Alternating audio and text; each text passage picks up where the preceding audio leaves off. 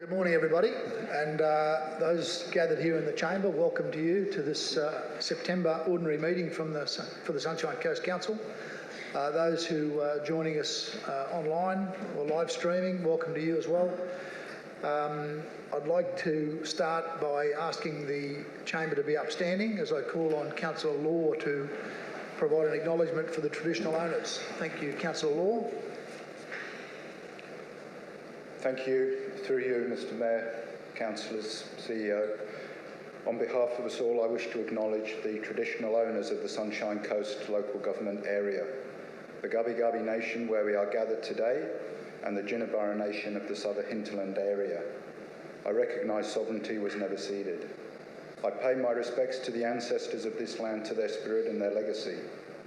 The foundations laid by these ancestors give us strength, inspiration and courage today, and for all future generations to create a better future where all people are equal. As we reflect on the past, we must walk together, listen carefully to one another, and allow truth-telling to heal our country and our people. We pay respect to the elders past, present and emerging, and honour the important role of all First Nations people and the role they have in shaping the future of the Sunshine Coast. Together we are stronger. Thank you, Councillor Law. Please remain upstanding while I invite Father Peter Brannelly from St Peter's Catholic Church, Coolum Beach, to read the opening prayer. Thank you, Father. Let us pray. Gracious God, we are conscious of your presence in our midst. Continue to bless our Sunshine Coast. May we never take for granted the beauty of your creation or the dignity of those who call this place home.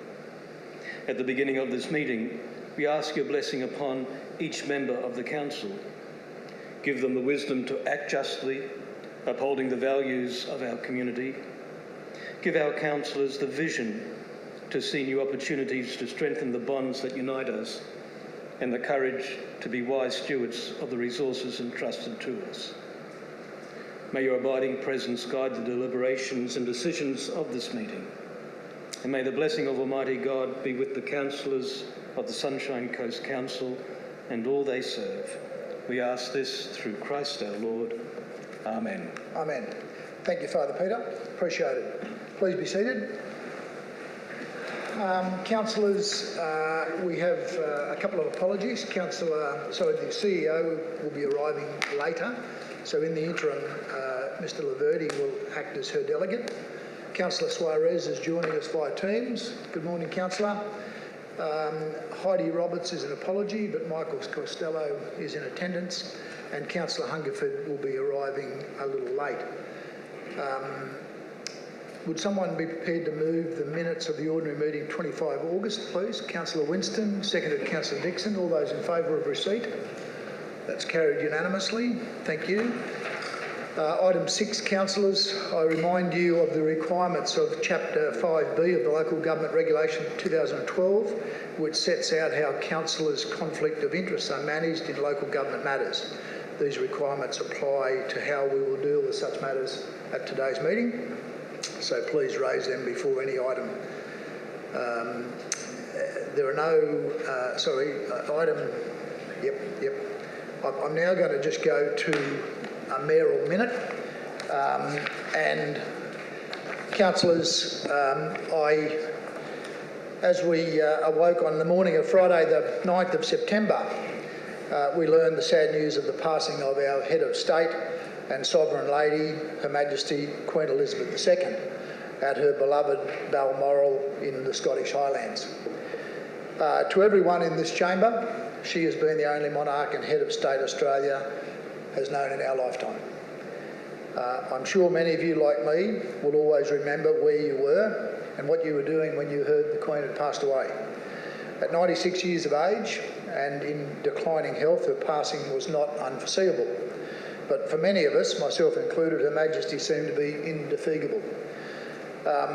Just months ago in June, we saw her on the balcony of Buckingham Palace, acknowledging the thunderous applause of millions celebrating her Platinum Jubilee.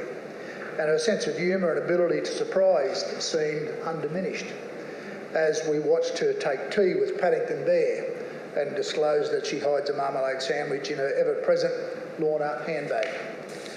Just 2 days before her passing, we saw her fulfilling one of her most important constitutional duties by accepting the resignation of outgoing Prime Minister of Great Britain and Northern Ireland, Boris Johnson, and the commissioning of her 15th Prime Minister, Liz Truss.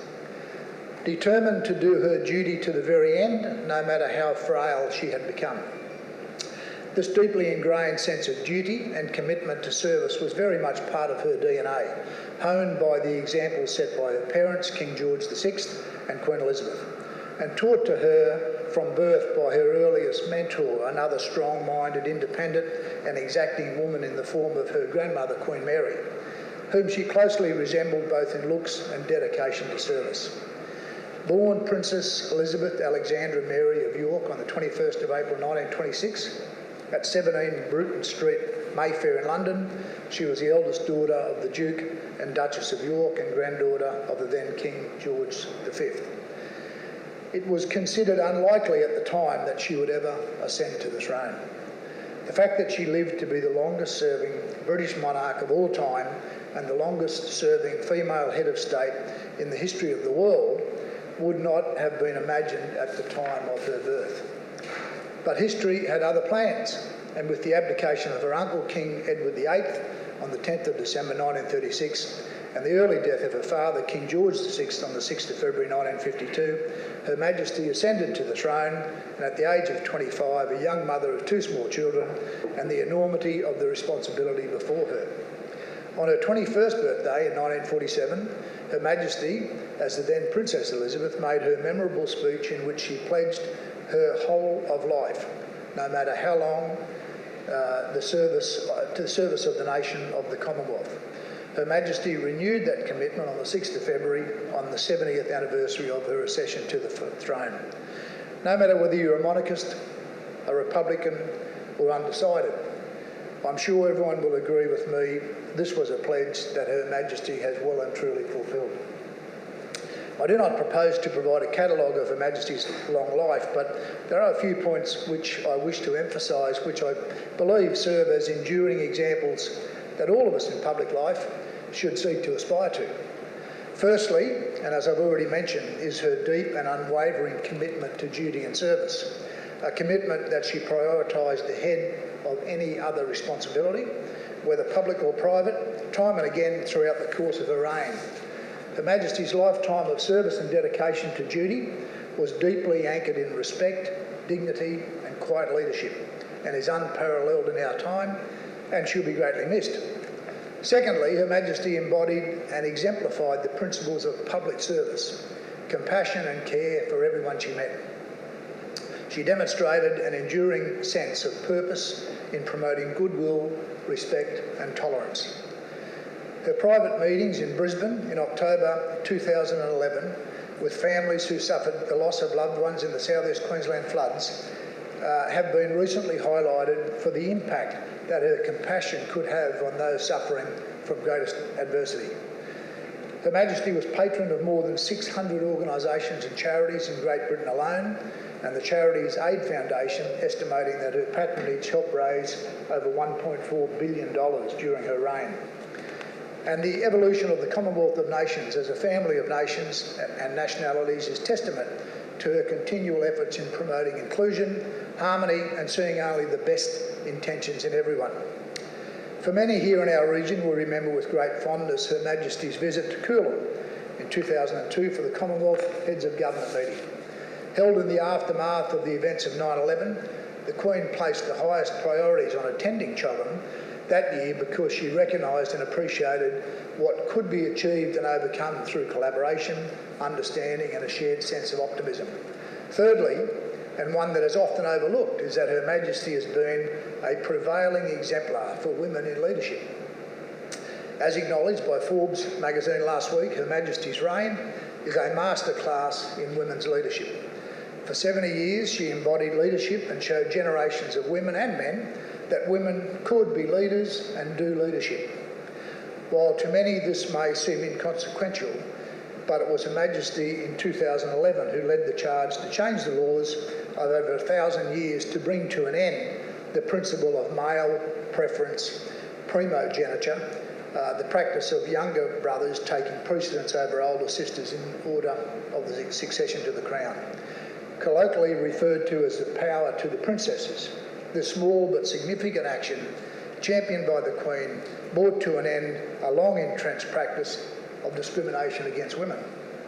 As arguably the most recognised face in the world and undeniably the longest-serving head of state, Her Majesty presided over more than 7 decades of change, technological advancement and discovery. She was a constant presence, but one who also knew the importance of evolving with the times. And that twinkle in her eye 2 days before she passed away, as she commissioned the 3rd woman to hold the office of Prime Minister of Great Britain and Northern Ireland, showed us all that you don't stop until you leave the stage. Councillors will acknowledge and mourn a much-loved Queen. While we acknowledge and mourn a much-loved Queen and Head of State, we also recognise that a family has lost a mother, a grandmother and a great-grandmother. To His Majesty the King and his 3 siblings, Her Majesty's 8 grandchildren and 12 great-grandchildren, our Council and our community extends our deepest sympathies. We know that for them, at this incredibly difficult time, and unlike the rest of us in similar circumstances, they will bear their loss and mourn their matriarch in the public eye. Just as Her Majesty did last year following the loss of her beloved husband, Prince Philip. And we also take the opportunity to also extend to His Majesty, King Charles III, our best wishes for the future of his reign. On a final note, councillors, the portrait of Her Majesty before you was taken in 2010 at the Balmoral estate, where she passed away just under 2 weeks ago. Aptly titled The Queen of Scots, this portrait shows the Queen in the robes of the most ancient and most noble Order of the Thistle, Scotland's oldest order of chivalry and distinguishment. It is a portrait that encompasses history, continuity, the intensity and beauty of the natural environment, and reflects the significance of her contribution to national life. It is thus we remember the Queen, our Queen. I would now ask if the Chamber could be upstanding and join me in a minute's silent reflection as we commemorate the life of Her Majesty Queen Elizabeth II.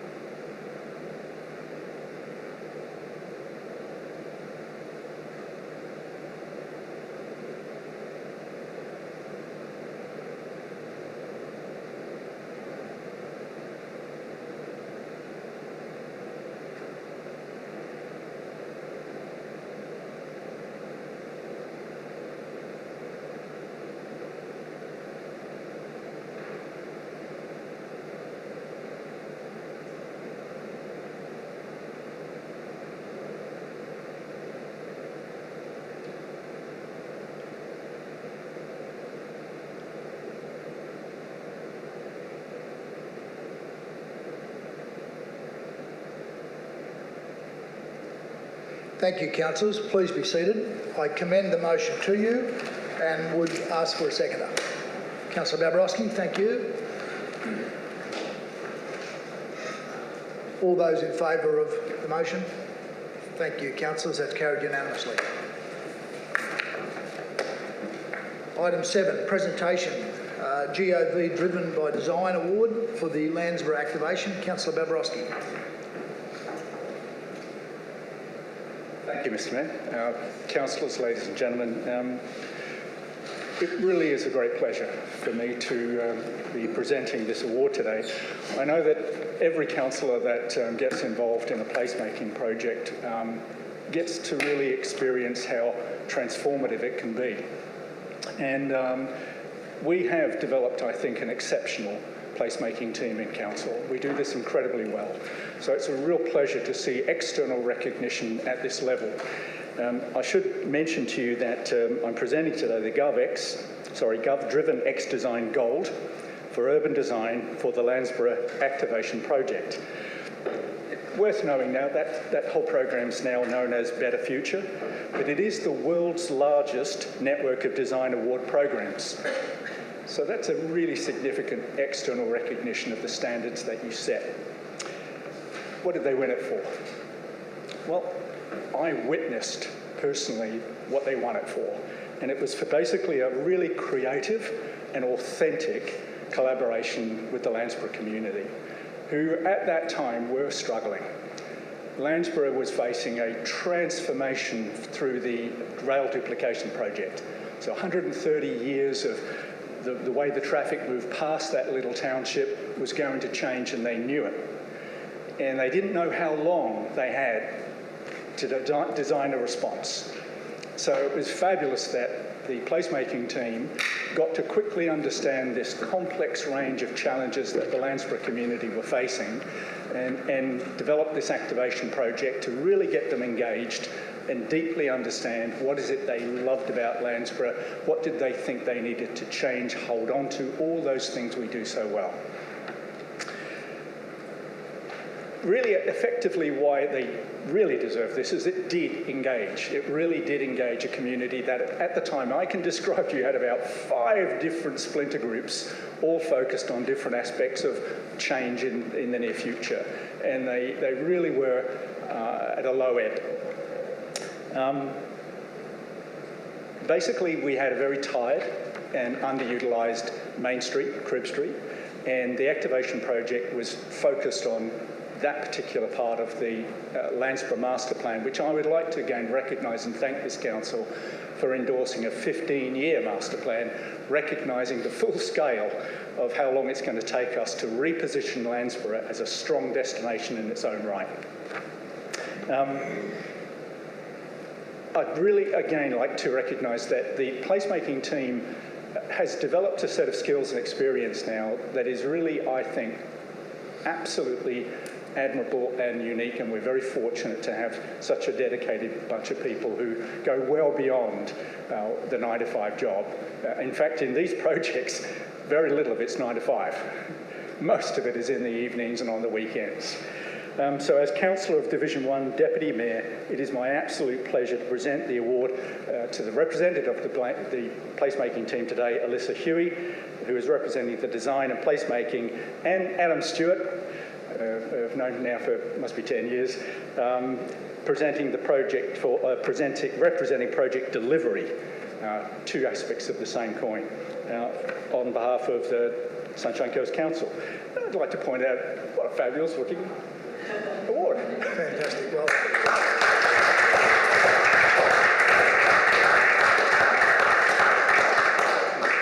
Really enjoyed it, mate. These are fun. we'll just get a photo, Councillor. Yeah, here we go.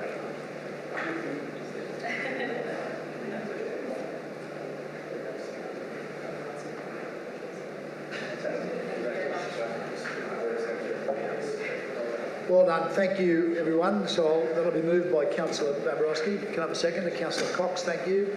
All those in favour of receipt? That's carried unanimously. Thank you, councillors.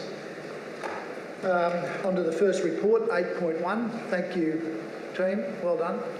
8.1 is Dave Moore to give a presentation on the Sunshine Coast Environment Liveability Strategy Annual Report. Thank you, David. Thank you, Mr Mayor. Good morning, councillors. The purpose of this report today is to present to you the 21-22 annual report for your environment and livability strategy. Adopted in 2017, 2021-22 represents the 5th year of the strategy's implementation, which continues to provide the long-term strategic directions to guide growth, environmental protection, and shape the region for future generations. These directions focus on the preservation and enhancement of the natural environment and the livability of the region, enabling a good quality of life for all residents, supporting a strong economy in an accessible and well-connected built environment. Through implementation, the strategy continues to support the transformational change required to deliver a healthy environment and a livable Sunshine Coast in 2041. And this is how as we respond to the challenges and opportunities associated with population growth, climate change, a growing economy, as well as technological advances. The graphically designed annual report highlights some of the collective achievements that have been delivered in 21-22 And some of these include adopting the stormwater management strategy that will lead to more effective stormwater management for our community, that ensures our waterways are healthy, people and property are protected from flooding and stormwater, and rainwater are utilised as a resource. The Sunshine Coast local government area, achieving international recognition as a biosphere, a site of excellence where responsible development and sustainable living sits alongside active conservation. Undertaking a collaborative approach with Noosa Shire Council to identify regional pathways to address climate risk and to build our collective capacity to respond efficiently and innovatively to a changing climate. Blue Heart Sunshine Coast, our award-winning sustainable and adaptive Maroochydore floodplain management project, has successfully secured $2 million in Commonwealth funding to demonstrate blue carbon restoration, as well as securing $35 million of funding through the SEQ City deals. We've continued to plan for the proposed Sunshine Coast Ecological Park that assists to demonstrate Council's commitment to growing our green spaces. And we've also continued with progressing master planning for Point Cartwright and Lebalsa Park. We've continued the delivery of our Environment Levy program as we preserve and enhance our natural environment. We've adopted the Recreation Parks Plan that provides direction to deliver recreation parks that provide better experiences for users with appropriate functions, activities and infrastructure. Opening of the Mooloolaba Northern Parkland, providing new spaces to support our healthy and active community and visitors. And opening of the BOR Community Meeting Place, providing a new space for the community to meet and enjoy. An important component of our strategic directions is our annual performance measures, which assist us to monitor and track our progress to assure the effectiveness of our implementation. Our progress includes securing 165.5 hectares of land for conservation through the Environment Levy, and this includes a 68 hectare acquisition to expand the Kirby's Road Environment Reserve to approximately 280 hectares, and a 65 hectare acquisition on the Pumice-Stone Passage at Coochin Creek. Since the early 90s, this important acquisition program has secured approximately 4,000 hectares for the conservation of environmental values on the Sunshine Coast. In 21-22, we secured 230 hectares for sport and recreation purposes, including the significant acquisition at Rainforest Drive, Merridans Plain, in our lower Mooloolaba River major green space, helping us to continue to plan for our long-term sport and recreation planning. And an approximate 70 megawatt increase in renewable energy capacity. The majority of our 368 megawatt capacity is contributed by community solar, demonstrating their ongoing commitment to a sustainable Sunshine Coast. We also had an increase in our organisational greenhouse gas emissions, with further information in a minute. The LS annual report, though, also provides a snapshot into Council's environmental sustainability performance, highlighting outcomes from our organisational sustainability benchmark reporting. This report tracks our organisational greenhouse gas emissions and key environmental sustainability performance, forming part of a broader corporate plan reporting process. Benchmarking allows Council to track its sustainability performance over time and enables us to identify and prioritise areas where we can be more efficient, improve our financial sustainability, as well as the environmental outcomes. Some of the results on the screen, you can see there, Council's total greenhouse gas emissions for 21-22 was 222,000, and this was an increase of 21,421 from last financial year. Emissions from waste represent the largest component, 76.6%.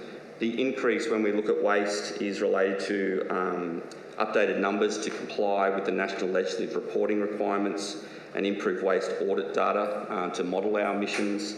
We also had increased population growth, increased waste associated with some significant events like flooding, and also a reduction in landfill gas capture and flaring associated with wet weather, and some operational constraints associated with the infrastructure. It should be noted, though, that if we do exclude the waste if we do exclude emissions associated with waste, the organisation managed to decrease emissions overall by 7%, continuing a downward trend since 17-18. Some of the other aspects there are an increase in water. This is the use of water can be associated with detect where leaks are occurring, increased assets where more water is required. But it also should be highlighted that we're starting to introduce technologies such as Hydrowise for more water efficient use across our parks and garden services. And then in terms of fuel, there was an increase. It's a 34% increase in bulk diesel used for increased quarrying and the hire of additional equipment. Councillors, it is recommended that you note the Environment and Liveability Strategy Annual Report for 21-22. Thank you. Thank you, David. Someone to move? Councillor Cox. A seconder? Councillor Natoli. Thank you. Would you like to open, Councillor Cox? Certainly. Thanks, Mr. Mayor. Councillors, as we know, the ELS sets strategic directions focusing on the preservation and enhancement of our natural environment and the livability of our region. This in turn ensures good quality of life for our residents. So this annual report showcases some of the achievements for the 21-22 financial year, including some of the long lists of achievements that Dr. Moore has just read out. But I'll just name a couple. The International UNESCO Biosphere Recognition. That is simply an outstanding achievement for the past financial year. We also adopted the Stormwater Management Strategy, the recognition of the climate emergency and progression of our net zero emissions plan. We've secured more than 450 hectares of new conservation and recreation land, and plus we're moving forward with the implementation of the Coastal Hazard Adaptation Strategy. As we also saw, it lists a range of performance measures against our transformational actions, including the renewable energy capacity, greenhouse gas emission reductions, hectares of land acquired by the Environment Levy.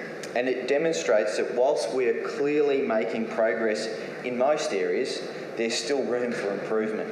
And this can assist us in understanding what adjustments and further investments may be required. I also earlier spoke about some of those lists of achievements, and I just wanted to put forward one of the lesser recognised ones, and it's in relation to the protection of the regional interurban break, which is that vegetation belt from the Glasshouse Mountains to the Pumicestone Passage. Essentially, this is part of our identity here on the Sunshine Coast. That green belt which separates us from the Moreton Bay Regional Council area. So whilst we continue to advocate to the state government for its protection from development, its environmental, agricultural and recreation values are just far too important to lose. And if this doesn't highlight the importance of the ELS and the strategic pathways, then this annual report should give our community confidence in our ability to deliver on long-term objectives. So, councillors, I look forward to your support. Mr. Mayor, with your indulgence, Councillor Suarez also sent through something she just wanted to put forth. Sure. But due to her sort of not having much of a voice today, she just asked if I was able to read that on her behalf. Please go ahead. Thank you. So, councillors, this is from Councillor Maria. She just wanted to highlight a couple of things. This report highlights many strategic and tangible achievements that have been accomplished during the previous 12 months. However, the circumstances under which these achievements have been delivered were not business as usual and deserve a mention. While continuing to deliver on the long-term objectives of the Environment and Liveability Strategy, the region experienced a number of significant weather events. This placed an additional strain on areas of council that look after our coastline, our stormwater assets, the weeds project, our erosion and sediment programs, just to name a few. These events also galvanised our community to come together at beach clean-up events, which were negatively impacted, and obviously we just heard the increased waste to landfill due to those weather events from those damaged goods. So thank you to the various teams for never losing sight of continuing to deliver for the long game, while at times being overburdened with unexpected events that require your immediate attention. That's from Councillor Suarez. Thank you, Councillor Suarez. Thank you, Councillor Cox. Any further speakers? All right, do you need to close, Councillor? I don't think so. Okay, we'll put the motion to the vote. All those in favour? That's carried unanimously. Thank you. We'll move to item 8.2. Thank you, David. Move to item 8.2, the Sunshine Coast Community Strategy Annual Report. And I invite Kerry Forrest to give us a presentation. Thanks, Kerry. Morning, Councillor Hungerford.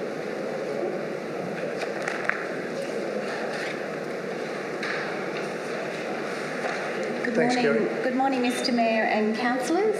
Thank you for the opportunity this morning to present on the Sunshine Coast Community Strategy Annual Report for 2021-22. The Sunshine Coast Community Strategy 2019 to 2041 was adopted in November 2019 and provides the long-term direction for how council and our community will work together to advance our shared goal of achieving a strong community. Our community told us that a strong community is healthy and active, vibrant, inclusive, connected and resilient, and creative and innovative. In all of our communities, we want people to be connected, included, feel welcome, with opportunities available for everyone to participate and contribute to community life. This contributes to the livability of our region. The Sunshine Coast Community Strategy Annual Report summarises the key achievements during the last financial year and tracks how we are progressing in each of the 5 outcome areas. Noting that the last 12 months has been a challenging time given the issues associated with the COVID-19 pandemic, weather events, our housing situation and increasing cost of living pressures. These circumstances emphasise the importance of community connections and resilience and the traditional, I suppose, neighbourhood principles of calling on others to support each other. We continue to be flexible and adaptable in our response, working collaboratively for the Sunshine Coast community to achieve our vision. Together we thrive. Just like to provide a snapshot of key achievements for 2021-22. So we've successfully delivered a range of programs and events to support healthy and active lifestyles. Some examples include hosting the Sunshine Coast Sports Symposium and Disability Sports Australian National Conference. 2,900 students have been registered to take part in the Ride to School Day, the highest number to date. And 9 schools were involved in the Ride School program during terms 1 and 2, seeing an increase in 300 students either riding, cycling, scootering or skateboarding to school. 5 beach clean-up events were held with over 3,000 volunteers, removing more than 61 pieces of rubbish. A record $5.7 million was invested into lifeguard services to ensure both residents and visitors could safely visit and enjoy our many beaches. And great new infrastructure was provided to support healthy and active lifestyles, with the Mooloolaba Northern Parkland and Adventure Playground providing active recreation opportunities along the foreshore.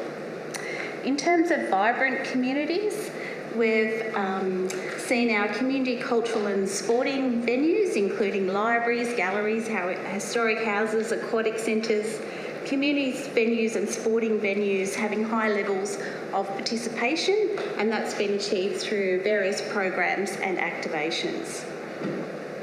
We've been able to enhance a range of sporting and community facilities. Some examples include the Beerwah Community Meeting Place, the Nambour Aquatic Centre Splash Park that was opened successfully on the weekend, and Dicky Beach Skate Park.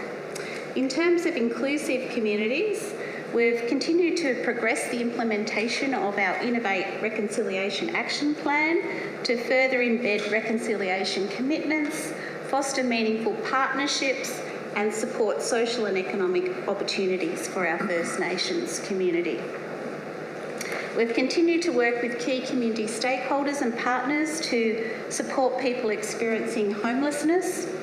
Most notably, we were successful in advocating for the state for an assertive outreach worker for our region who has provided more than 100 housing outcomes since January.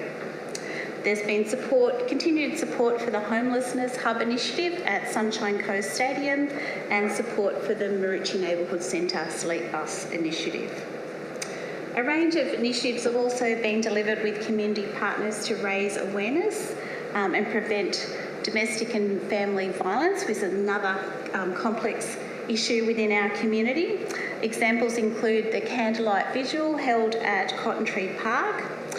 We've also donated 100 mobile phones to DV Safe Phone, which were provided to women fleeing domestic and family violence situations, so providing them with a key link to services.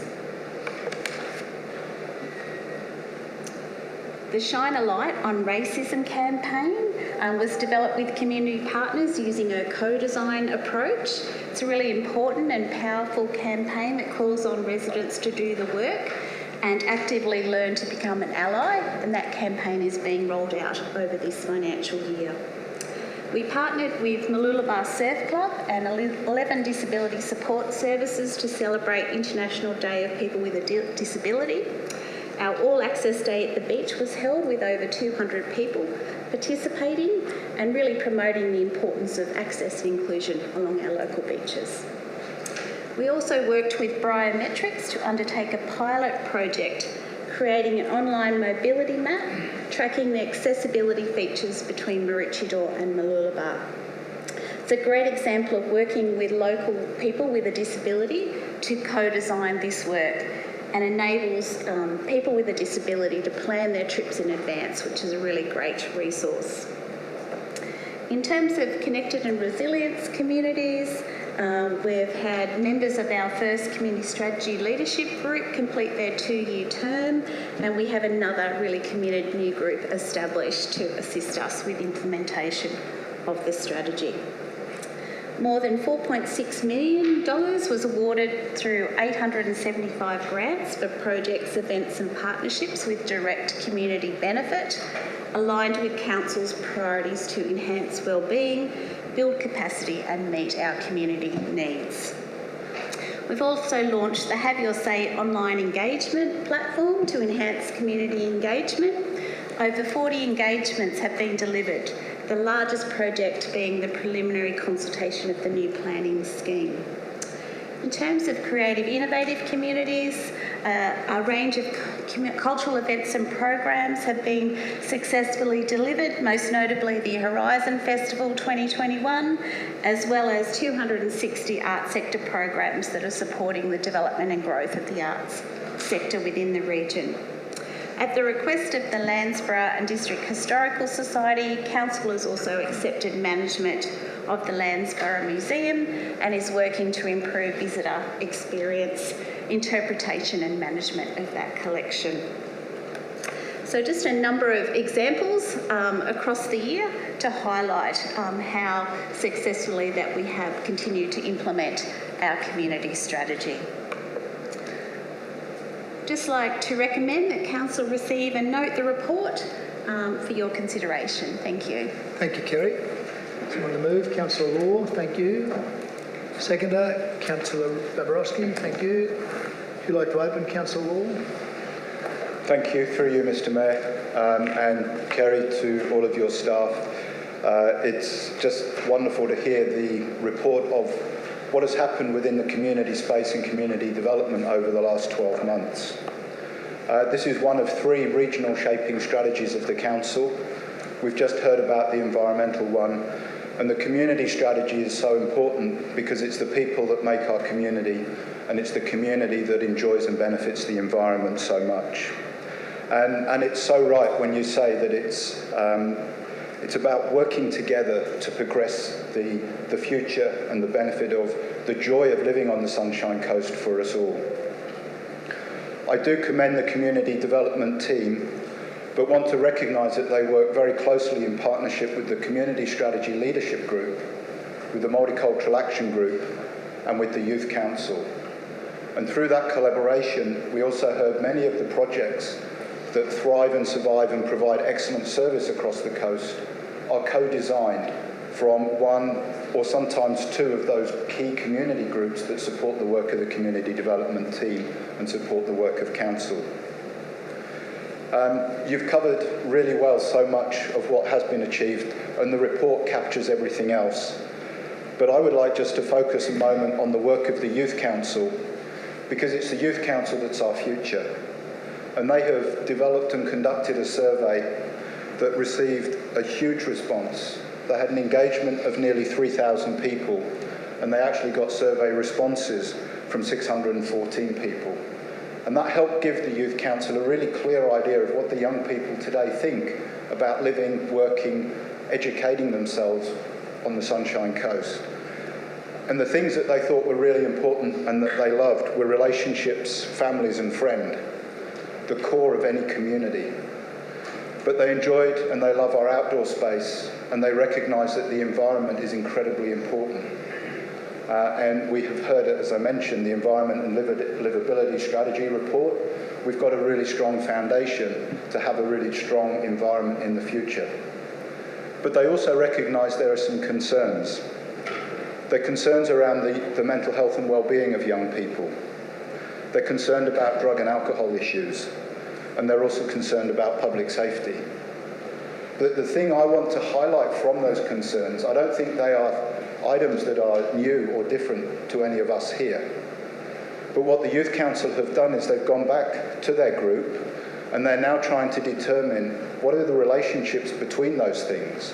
Why are they concerned about drug and alcohol? What is the relationship with public safety?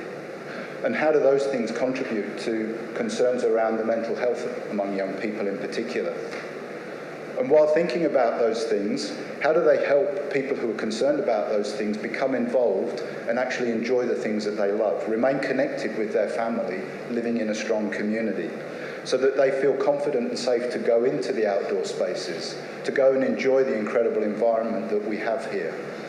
So for me, that is an absolutely wonderful example of the community working together, supported by our community development team, to figure out what do the future generations want.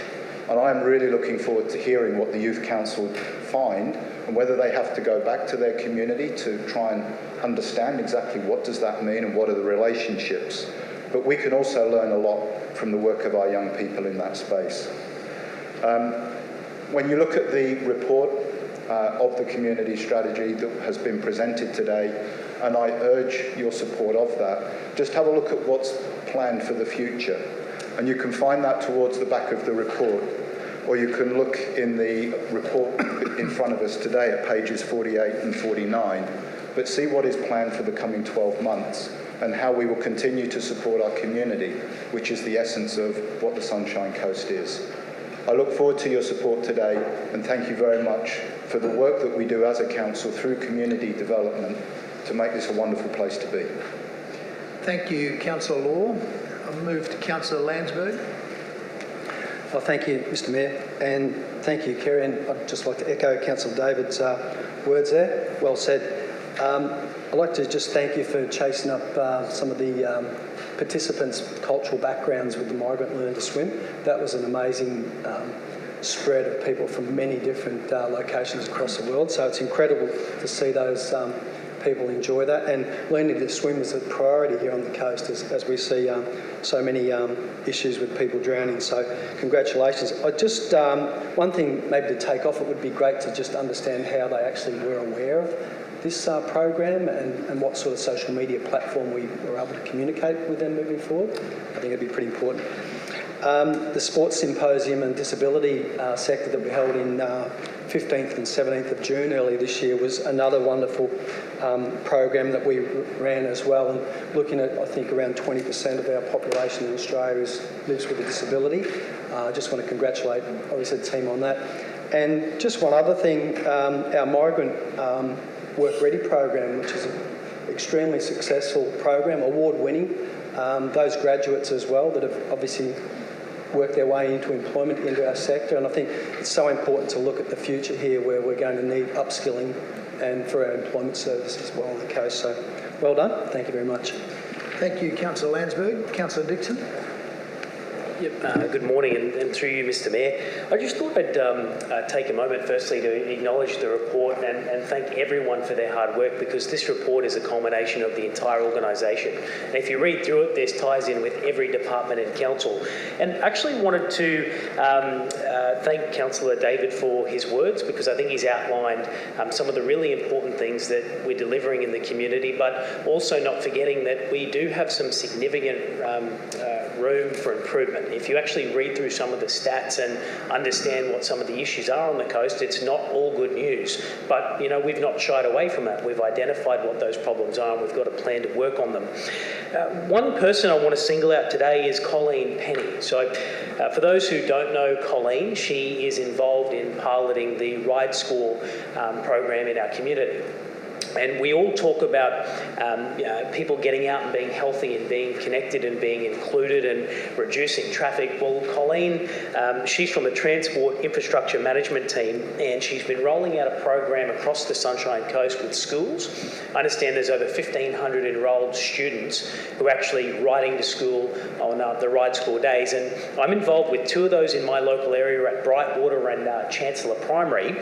And not only has it helped the young people connect and actually get out and be social and get fit, Colleen's actually kicked this into a next gear. And one thing that I was very happy to be involved with recently at the Chancellor Primary School was a new project that the team had put together around removing discarded bicycles from our waste facilities through the Endeavour Foundation, taking them back into the schools and getting the younger children to work on the bikes and restore them and give them to the less fortunate and disadvantaged in our community. And that's just one small program, one small project with a very low budget in the scheme of things. That I was at the school watching some troubled youth who had a few problems in the classroom, actually working together, learning some skills and how to talk together, how to act as a team.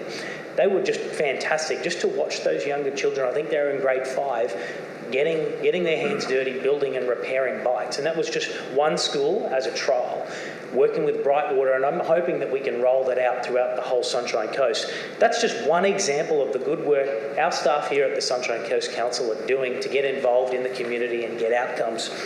You move on from that, and we were at the citizenship ceremony yesterday. Always a really emotional day for me when I go, because you see people who have worked so hard to get here and be in Australia and be part of our community, and looking around, just looking at the diversity, the different people. I noted yesterday that there was a couple who had been here for 10 years trying to get their citizenship in Australia, moved over from the UK. I met some people from Sri Lanka. Just so positive. In our jobs, we tend to hear negatives, but everyone was smiling and so happy to be in that room yesterday, over 250 new Australian citizens. And then I actually looked through the report further and I saw a great program that Council are doing around inclusive mapping in terms of infrastructure on the Sunshine Coast. Picked a specific area to look at disability compliance and inclusion and make sure our facilities are right, because Joe and I know Councillor Natoli gets it a lot from people with the disabilities in our community are constantly saying the infrastructure is not good enough. We can't reach the buzzers to cross the road. The ramps onto the road are too steep. They're not aligned properly. I'm just so glad that this council's starting to pick those things up and make it right, because people in our community need to be treated fairly, and I'm just so glad to see that that's being taken seriously. I could talk about all the good things we're doing, but that's just a quick snapshot of some of the things that I think are just fantastic, and I think the team should be really proud about what we are doing, because we are doing a good job. Thank you, Councillor Dixon. Councillor Babarowski. Councillor, I thought it was really appropriate that this report followed our environmental report, because I think as a region, one of the things we've really deeply understood that the community expects us to find the balance between economic achievement or sustainability, environment and community. And to some extent, this is the way we explain it back to the community, that this is how we do the community things. And we do it well, and we do it with full heart. And if I may, I'd like to just pull out, it's in the report's a project spotlight on the Landsborough Museum. And it's interesting. It's one of those ones where you go, how was that empowering of the community? They ran it for 46 years. Wasn't that something of attention? And the answer is, yeah, it was something of attention. Because not long ago, most people would have said, no, we don't want council to take over a community-run facility. But look at the world we live in. They had the task as a volunteer group to facility management several ageing buildings that were having significant problems. A collection of over 15,000 objects that need to be managed, and here's the deep fact, in perpetuity, because that's really what you deal with collections. They get more valuable over time. So in 50 years' time, that 15,000 is going to be another number, but they're more valuable and much more difficult to manage. And yet the interpretation is the biggest challenge, because if you don't get the future or the present and the future generations to understand the value of these collections, they just won't value them. They'll become irrelevant because the world is changing so rapidly. So yes, this was an incredibly empowering thing, because essentially what we can do is ask the community volunteers now to do the bits that they love to do, which is the research, which is the interpretation, which is the guiding of people once they arrive at the facility, and essentially really make sure that that human interface is as strong as possible. And that's why this is a tremendous project, and I'd again like to thank this council for recognising that. And I'd also like to signal that we've got some strategic plans going to be coming to council before the end of the year on the different aspects that we had in the last report. So I look forward to those reports, but it's my great pleasure to support the recommendations at this point. Thank you, Councillor Babarowski. If there are no further speakers, I'll go back to Councillor Law to pose. Not necessary. Put the motion to the vote. All those in favour? That's carried unanimously. Thank you. Thank you very much, Kerry. Thank you, Mr Mayor. Thank you, Councillor. Item 8.3 is the Sunshine Coast Regional Economic Development Strategy Annual Report, and I invite Andrew Eves-Brown and Gabriel Troon and Alex Levershaw. Thank you. Morning, Mayor and Councillors. It gives me great privilege to present to you the Sunshine Coast Regional Economic Development Strategy Annual Report for 2021-22. As everyone's aware, the REDS report was the first regional strategy that was adopted in 2013 and has really been the blueprint for how we grow the Sunshine Coast economy, diversifying our industries, creating more jobs and bringing prosperity to the region. As you can see, when we're now almost halfway through the 20-year strategy, the 4 key indicators, and please just remember, because this strategy was adopted during the amalgamated council, these indicators still represent all LGAs, so include Noosa. And so the GRP is currently sitting at 21.5 billion, well on its way to the target of 33 billion. The jobs in the high value industries is over 89,000, again well on its way to the 100,000. The exports from the region is sitting at 15.2, and probably the most encouraging indicator out of the 4 is actually the average household income, and this indicator is for just the Sunshine Coast LGA, where at the adoption we were sitting 22% below the state average, and now that's moved up to where we're only around 4.7% behind state average. To really just highlight some of the achievements through the pathways that we've been focusing on throughout these last 12 months. Within the leadership and collaboration pathway, really just wanted to highlight the Intelligent Communities Forum, where we've now been nominated for the 3rd year as one of the top 7 intelligent communities within the world. And we're actually just going through a process now of 2 days of interviews for us within that process to hopefully be announced the Intelligent Community of the Year. Within capital investment, the project of bringing in Next DC into the region and the purchase of the cable landing station.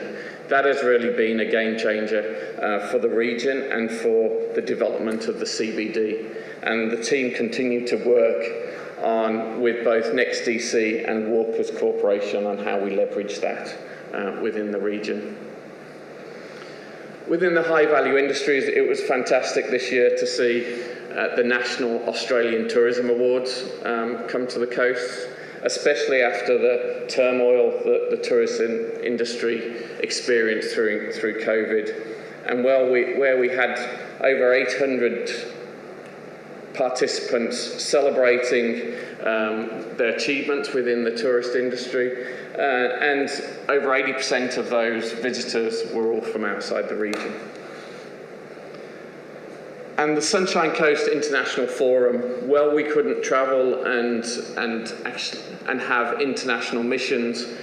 There was an initiative to actually bring a lot of those delegates to the Sunshine Coast, and we hosted over 45 delegates to the region, representing over 35 different countries, showing them what the Sunshine Coast had to offer. And with the investment in talent and skills, a real big initiative this year has been the Gap Year Sunshine Coast Initiative. That's been an initiative to attract talent and youth to the region through a campaign and a program that has really targeted the major cities of the likes of Melbourne, Sydney, Auckland, to attract youth to the region through the Gap Year project. Also, our service indicators. These are indicators that where we have actively participated in businesses and assisting them to either come to the region through events or to move and expand their businesses in the region. And so these annual results are just absolutely amazing this year, where the branch and investment attraction have been involved in over $675 million worth of economic impact to the region, that we've supported over 2,753 jobs coming to the region, and that as part of our interaction and building that capacity and capability within our industries, that we've had interaction with over 9,485 individuals. As we are almost halfway through this strategy, we are looking at what we'll do for our 10-year review. And it is important, especially in this ever-changing world that we're in, that we understand how this strategy needs to adapt and be agile. So we will be looking at how this strategy capitalises on the Brisbane 2032 Olympics and Paralympics, leveraging and continuing to leverage the data centre and the international broadband network, how we identify and recognise some of the emerging future industries on the coast, as things such as the screen industry, game development and the digital industries. That we really marry this with our biosphere and understand how the economic development really contributes to that overall biosphere and that designation, and that how the economic development strategy actually supports and contributes to the other strategies that you've heard from this morning, both the community strategy and the environmental livability strategy. And really just recognising that we have how the economic development strategy does contribute to the pillars of the biosphere and the SDGs, the UNESCO SDGs. So really recognising our primary contribution to these of being the good health and well-being, quality education, decent work and economic growth for the region, the innovation and infrastructure that we'll build within the region, creating those sustainable cities, the circular economy within the region and how that affects climate change. And actually that is all about us all working together in partnership. So I'd like to recommend to Council the acceptance of this report and noting this report as for a promotion of the achievements of the region. Thank you, Andrew. Councillor O'Prey has indicated he wishes to move. Councillor Landsborough, second. Would you like to open, Councillor? Thank you, Mr Mayor. And what a great morning. Environment, community, now at the economy, all coming together. Healthy, smart and creative, Mr Mayor. It's coming together. I'd like to start by congratulating all the staff that have been involved with this annual report. Alex and Gabby, thank you very much. To, of course, Andy as well. But I'd also like to thank a lot of the people that have been integral to the creation of REDS coming up 10 years ago. And Craig Matheson, who's behind me, was a big part of that in the early days. And Greg Liveability, of course, who's been overseeing it ever since. And I'd also like to make mention of Paul Martin's, and particularly of recent times. Andy, your work has been exemplary, mate. Thank you very much for what you're doing. It's brilliant. And also with my co-portfolio holder, Terry Landsborough. Thanks very much, mate. Mr Mayor, in 2012, our economy sat at about 13.8 billion and it's now at 21.5 billion. We've now got 89,500 high-value jobs in this region. This is the real deal. This is what we have aspired to do, and we are actually making real ground and real action. And without question, raising the average household income from way down at 22% below the state average now to only 4.7% behind the state average is extraordinary. It's something we should all celebrate at the highest level. That's like being this far behind and now we're only this far behind. It's a huge, huge improvement. We've purposely set out to create this improvement and it's ongoing, and we should all celebrate it and celebrate it every way we possibly can. We must keep going and strive to improve. We've got our 10-year plan review coming up shortly, which is something that's very exciting because all of a sudden we've got a 2032 Olympics and Paralympic Games to add into the mix, which is going to be a lot of fun and a lot of money coming to town. Other ways that we're going to try and improve it going forward is, of course, by giving our chambers and our industry groups more flexibility and more room to move, and council putting the support underneath them and supporting them on their way, and so that we can deliver more campaigns. And some great campaigns is the Buy Local campaign, which has come out of the ground post-COVID extraordinarily well, and also the Meet the Makers, which I've been lucky to go to for the last couple of years, and it's been fantastic. All those food producers coming together and showing off their wares. Mr Mayor, for years, the Sunshine Coast backbone in the economy has been retail, it's been construction, and it's been tourism events. That's been our backbone, but our brain now is very much around clean tech, medical, aviation, digital services, and our food industries. And that's our future. It really is our future, and our young children right across the region can aspire to get involved with those industries and really make something for our Sunshine Coast future. Councillors, I put this to you, and I look for all your support. Thank you very much, Mr Mayor. Thank you, Councillor. Go to Councillor Landsborough, please. Oh, thank you, Mr Mayor. First of all, congratulations, Andy, and to the rest of the ECDEV team. I wish I'd been along for the road right from the start from this, because as a former business owner, and to look at the need for growth on the coast and job employment and opportunities, I'm sure it's been such an incredible journey for the council. And also I'd like to congratulate the council in previous terms as well that drove the RED strategy, which is an incredible document. First of all, looking back through, and Councillor Jason just touched on probably a few areas I was actually going to talk to, but just quickly, I mean, Council's supported Manufacturing Excellence Forum has just been incredible with the work that they've done behind the scenes, especially with businesses like Radar, Target Tree at Carpark, working with Helimods, working towards future digital forms and how that can encourage investment opportunities and job growth. We've seen, as well as the upcoming Forward Fest on the 26th of September to the 30th, and that will be an incredible opportunity to see businesses like Microsoft, Boeing, Bosch, as well as PricewaterhouseCoopers to come to the Sunshine Coast and share information for a lot of aspiring businesses and really show that we're becoming a major player in investment, but also growth and job opportunities as well. Obviously, being part of our top 7 intelligent communities is an incredible achievement as we drive towards a new Maroochydore city centre. But our aspirations are 2033, and that increase, we're going to be looking at increasing our gross regional product of over 50% to meet those targets. So there'll be some major decisions that we will need to make around land for industrial, commercial uses as well. So I'm sure that we're all up to the task in the next planning scheme, and I look forward to that discussion as well. But overall, well done, Andy, and thank you. Thank you, Councillor Landsborough. Councillor Natoli. Thank you, Mr. Mayor, and congratulations to you, Andy, and Greg, and your team in particular for this annual report. It just proves that you're punching so far above your weight. It's not funny.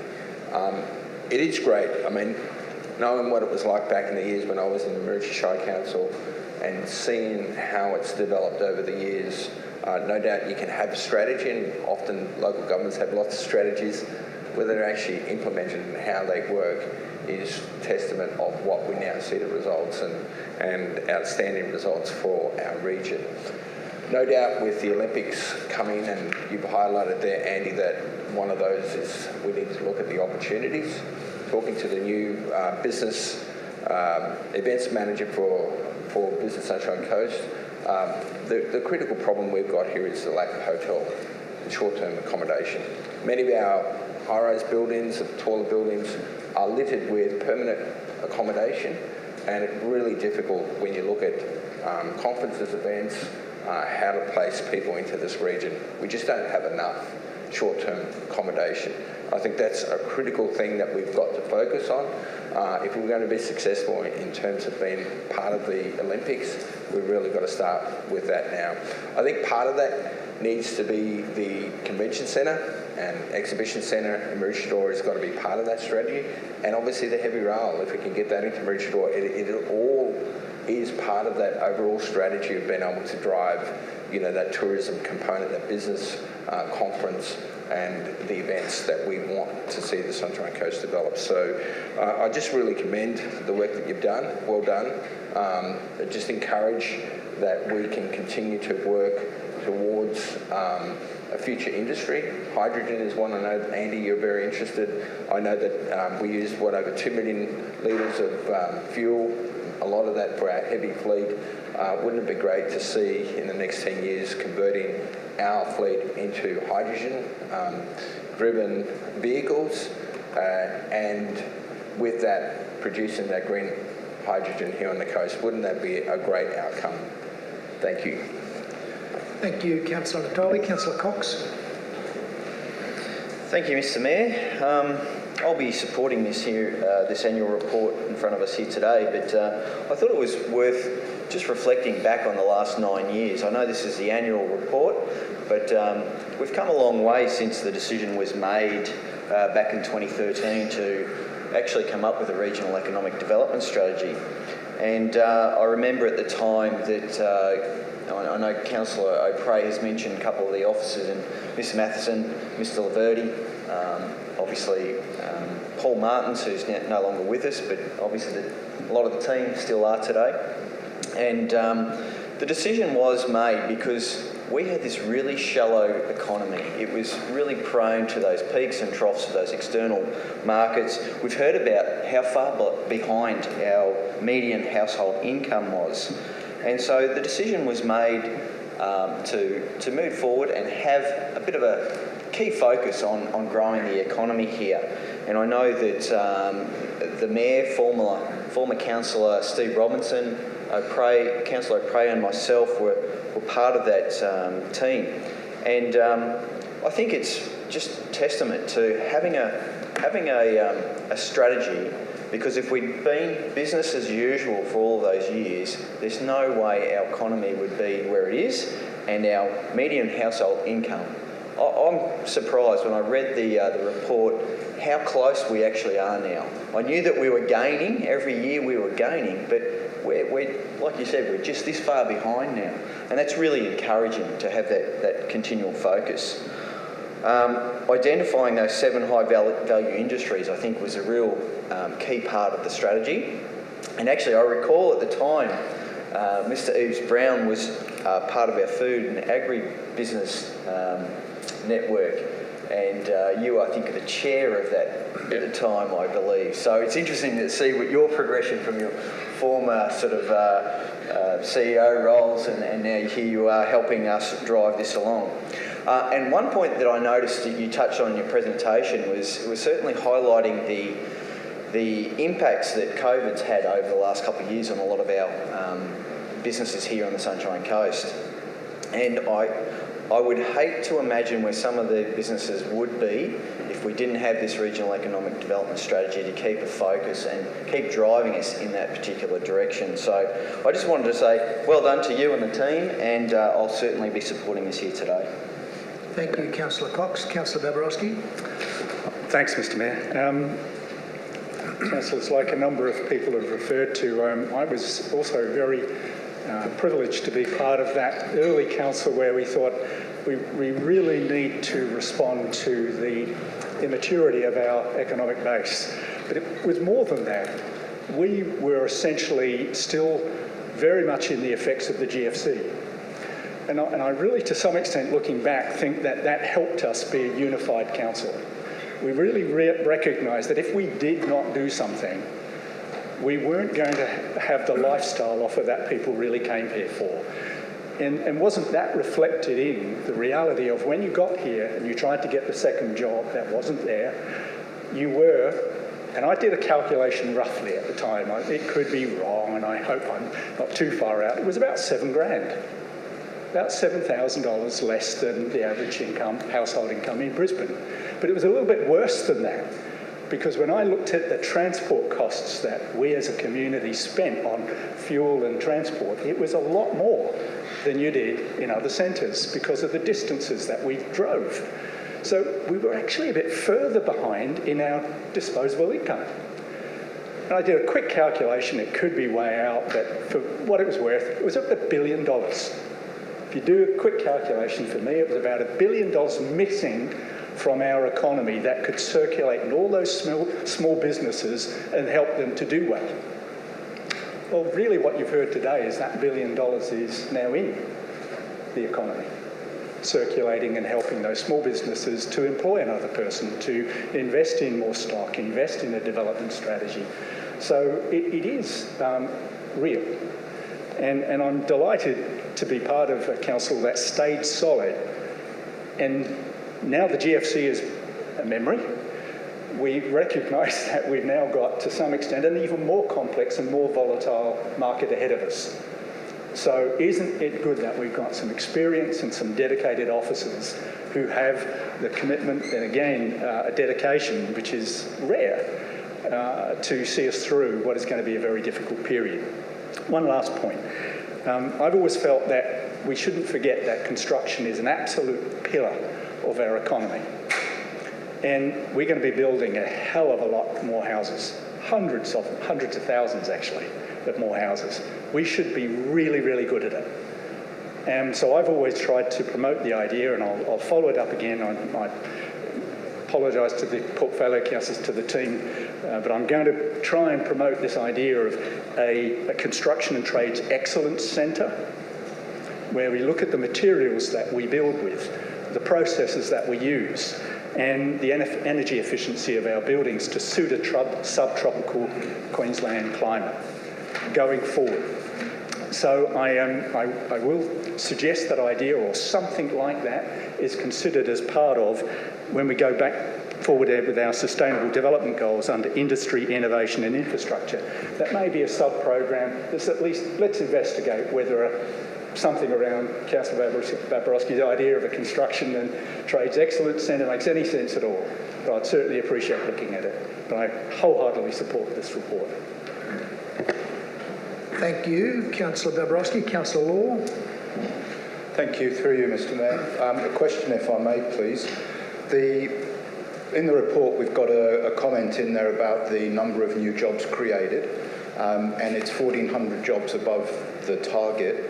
And at the same time as that being an outstanding result, I hear constantly of there being high vacancy rates.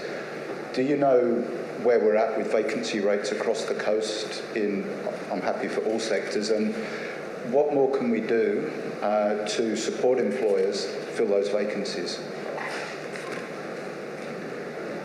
Through the chair, It's a national challenge that we know, and there has been a summit in Canberra over the last couple of weeks, which we were lucky enough to host the Treasurer and the Senator on the coast and actually give some of our feedback of how that might help. And I think the question how big the vacancy rate is, there are still a lot of jobs available out there. Obviously our employment rate is the lowest it's been, down in under 4%.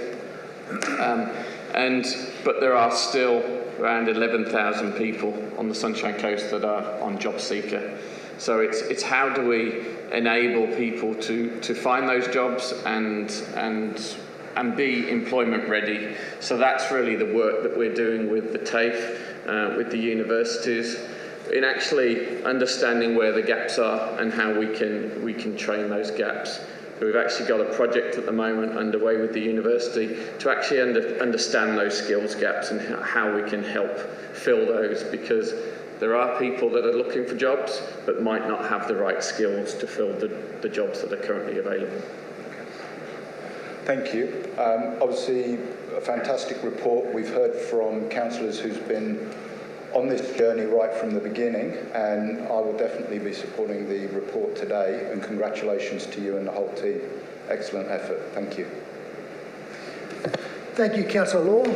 I might just wrap up with a couple of comments before I go back to Councillor O'Prey. Thanks to Andrew for the report, and I think the standout outcome really is the improvement in household incomes. I mean, that really is what makes the world go round. People living on the coast 10 years ago, 15 years ago, 20, 25, 50 years ago were in some ways satisfied to sacrifice a lower wage for a lifestyle, where the reality is we can have both of those. And that's what we've been trying to develop over the last decade. And to be within striking distance of that state average income, I mean, I think it's realistic enough to think that in the next 3 or 4 years we could be equal with the state average, and that really is a powerful outcome. And the strong focus around the 7 high-value industries, the industries we felt were going to be the lead indicators for the Sunshine Coast economy into the future. The health, medical and wellbeing sector obviously has been spurred along by the development of the new hospital. But within that hospital is the medical school that at one stage was at extreme risk. And but for the work of this council, we may not have got that medical school. There were certainly plenty who were responsible for it being introduced who weren't necessarily that supportive at the time. So that's a good outcome. We've also got, of course, a new Maroochydore private hospital about to commence construction in Maroochydore. We've seen the development of the sports hub and a whole lot of sports medicine industry that's developed there. And just the flow of health professionals onto the Sunshine Coast, earning high incomes, providing great services, ensuring that our residents haven't got to get on a bus or a train or a car to get to Brisbane for specialist services. So I think that's been really outstanding. Obviously in the education and research area, we're seeing more and more happening there at the university and their expansion, but also via TAFE, our private and public high schools are highly regarded, and we've seen considerable investment in primary school education in growing markets like Aura and beyond. The tourism and events sector has been great for us. We would never have anticipated when we put this down as one of our high-value industries that we'd become the home of the last 2 NRL premiers. But that's as it stands for a couple more weeks anyway. Sport is such an important part of our DNA, given our great outdoor facilities, the great weather, the geography, and as a category of employment that can attract a lot of people. It's been fantastic and certainly assists in our airport development. Clearly the airport had to suffer through COVID and that's been a challenge for them. The knowledge industry section has been largely underpinned by the submarine cable, which has really attracted the attention of a lot of parties, and that will be a real boom. That will be the enabler for a real boom in digital technology industries going forward. But looking now at people like the expansion of UE, Hubble and Budget Direct established here with significant employment numbers as well. Aviation and aerospace, as I said, with the hopefully COVID restrictions behind us and the world airways opening up, we'll see a lot more activity out of our airport, including freighting out produce that will be going to other markets around the world. Agribusiness has been unbelievable in terms of the passion of people in the agricultural sector. The Food and Agri Network is a real credit to the original origins of the Reds, and they've taken it further than we could have anticipated. And obviously the investment that we're seeing going into the turbine project at the airport, again, underpins the compound effect of all those industries working together and not just working in isolation, but one industry being amplified as a consequence of other investment that's being made. And our solar farm is probably the standout in the clean tech category. And I've had recent deliberations with some interested parties in the further development of our solar farm, or solar energy generally on the coast. In fact, I was in Canberra recently talking to the new Minister for Climate Change, Chris Bowen, and he made the statements that, Australia, in a world context, Australia was a great user of solar energy. The installation of solar energy was very high compared to world standards. He identified that Queensland was, the #1 state in Australia for the installation and use of solar panels. And I reminded him that Caloundra was in fact the place in Queensland, and therefore Australia, that had the highest uptake of solar panels. Regrettably, that solar panel technology was developed by universities in Australia, the University of New South Wales and the Australian National University. But unfortunately, all of the development, or 85% of the construction and development of solar panels is done out of China. And that'll be 95% very soon if we don't look to onshore some of those things. And there are companies who are interested in doing just that, so we'll continue to work with them. I often get asked about incentives, and I was in Brisbane speaking to about 30 people at a luncheon for Cooper Grace Ward solicitors in conjunction with Next DC and the Walker Corporation during the week.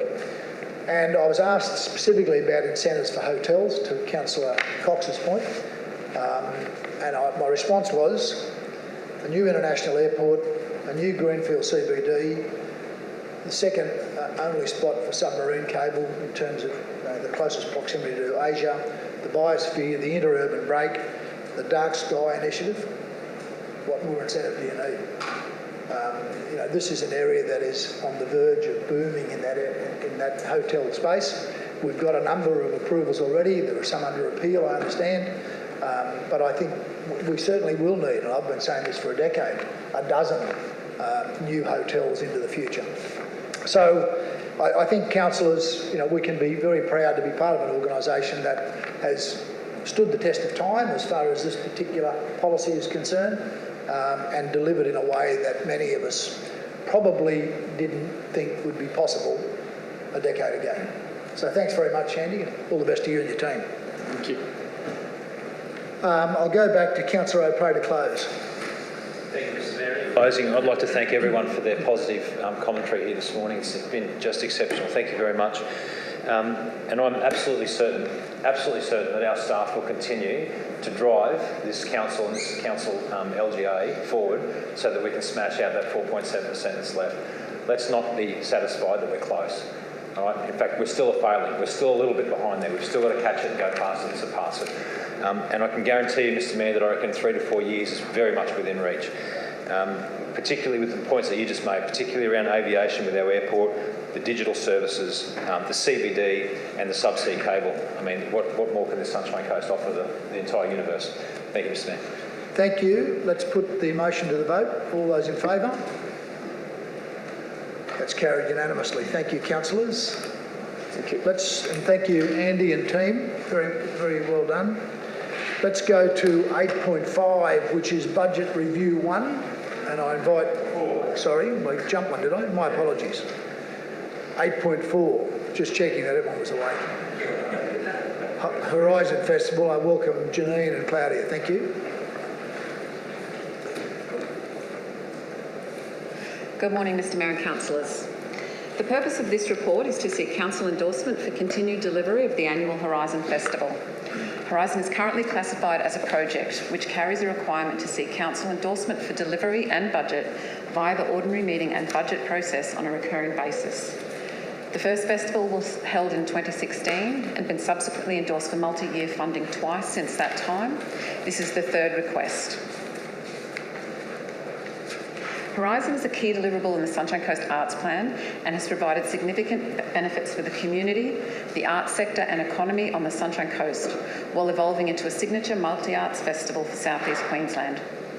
While Horizon was initiated to achieve arts and cultural development outcomes, it also generates economic benefit, promotes social inclusion and well-being, brings communities together, fosters participation, and enables residents to gain a wealth of experiences that otherwise would not be readily available or accessible on the Sunshine Coast.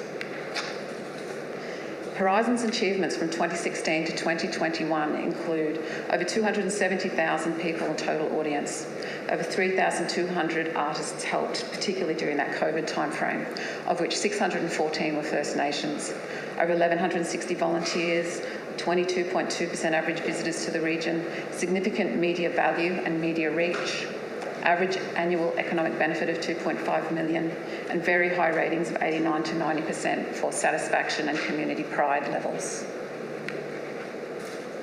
To support strategic planning, the multi-year commitment enables long-term forward contracting of works, long-term forward commissioning of new works, partnerships, multi-year grants and long-term agreements. It allows us to maintain a team of experienced core staff who hold the knowledge, history and relationships of this young festival. To identify and leverage business benefits through amortising costs, building brand awareness and developing audiences for the region.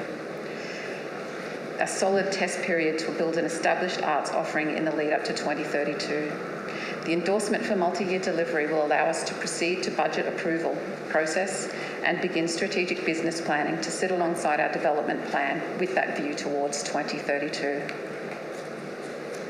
This slide is a snapshot of the budget from the 2022 festival with ticket sales still to be finalised. The first two lines are the Horizon budget from Council that has been received for the past 3 years. All other line items have been proactively achieved by the team through partnerships, funding applications, sponsorship negotiations and ticket sales, with most of the external funding for this year carried over from 2021. All of these amounts are not guaranteed, they change annually and they are used to deliver activity on the ground. This funding level that's requested may impact on the level of the festival's office into the future due to increasing costs. We noticed this year security, public amenities, fencing, etc. have all increased by 30% or more. It is important to note that Horizon is seen as a community asset, not an economic asset, in that its main objective is to build community capacity, engagement and the development of the sector, and to embed and celebrate a sense of place within our community of communities.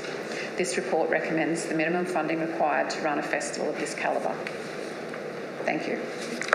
Thank you, Janine. Someone to move? Councillor Babarowski, thank you. Seconder, Councillor O'Prey, thank you. Please open. Thank you, Mayor. And as a reflection of the feedback that we received in the council information session, I'd like to move an appropriate motion, which you'll see on the screen now. The D, with D, can we? Yep. The motion for you to consider will be that Council receive and note the report titled Horizon Festival. B, endorse the Horizon Festival of Art and Culture as a Council-supported event for the years 2023, 2024-2025. Wait a minute, yeah, just give me 1 second, sure. Councillor. Because you'd already moved the officer recommendation. No, I didn't. And it was second. Was it second? Did we? Yeah. Yep. We did. Yep. So I didn't think the officer recommendation was presented. You can still put the amendment on. Yeah. Okay, I'll put it as amendment. Yep, it'll need to be an amendment. Now, hold on a minute. Can Rick do the amendment? Given he moved the officer's recommendation? No. I need somebody else to move. Give it to me. I'll move it. Councillor O'Prey? You've got the documentation. You seconded it before. So it needs to be someone new.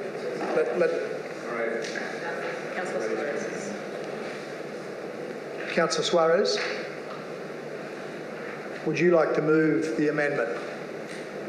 Yes, Mr Mayor, I'd be happy to do so. Thank you. Can I have a seconder? Councillor Landsborough, thank you.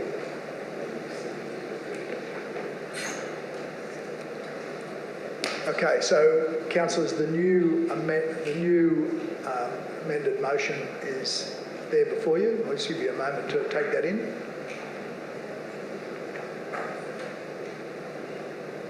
And I'll go to Councillor Suarez if you'd like to. Mr Mayor. Sorry. Yes. Can I just check? We moved the motion as recommended by the officers. That's been seconded. Second. And before anything else has happened, we've now got an amendment. Is that okay? That's okay, yes. Without another word being spoken? Okay. No. Thank you.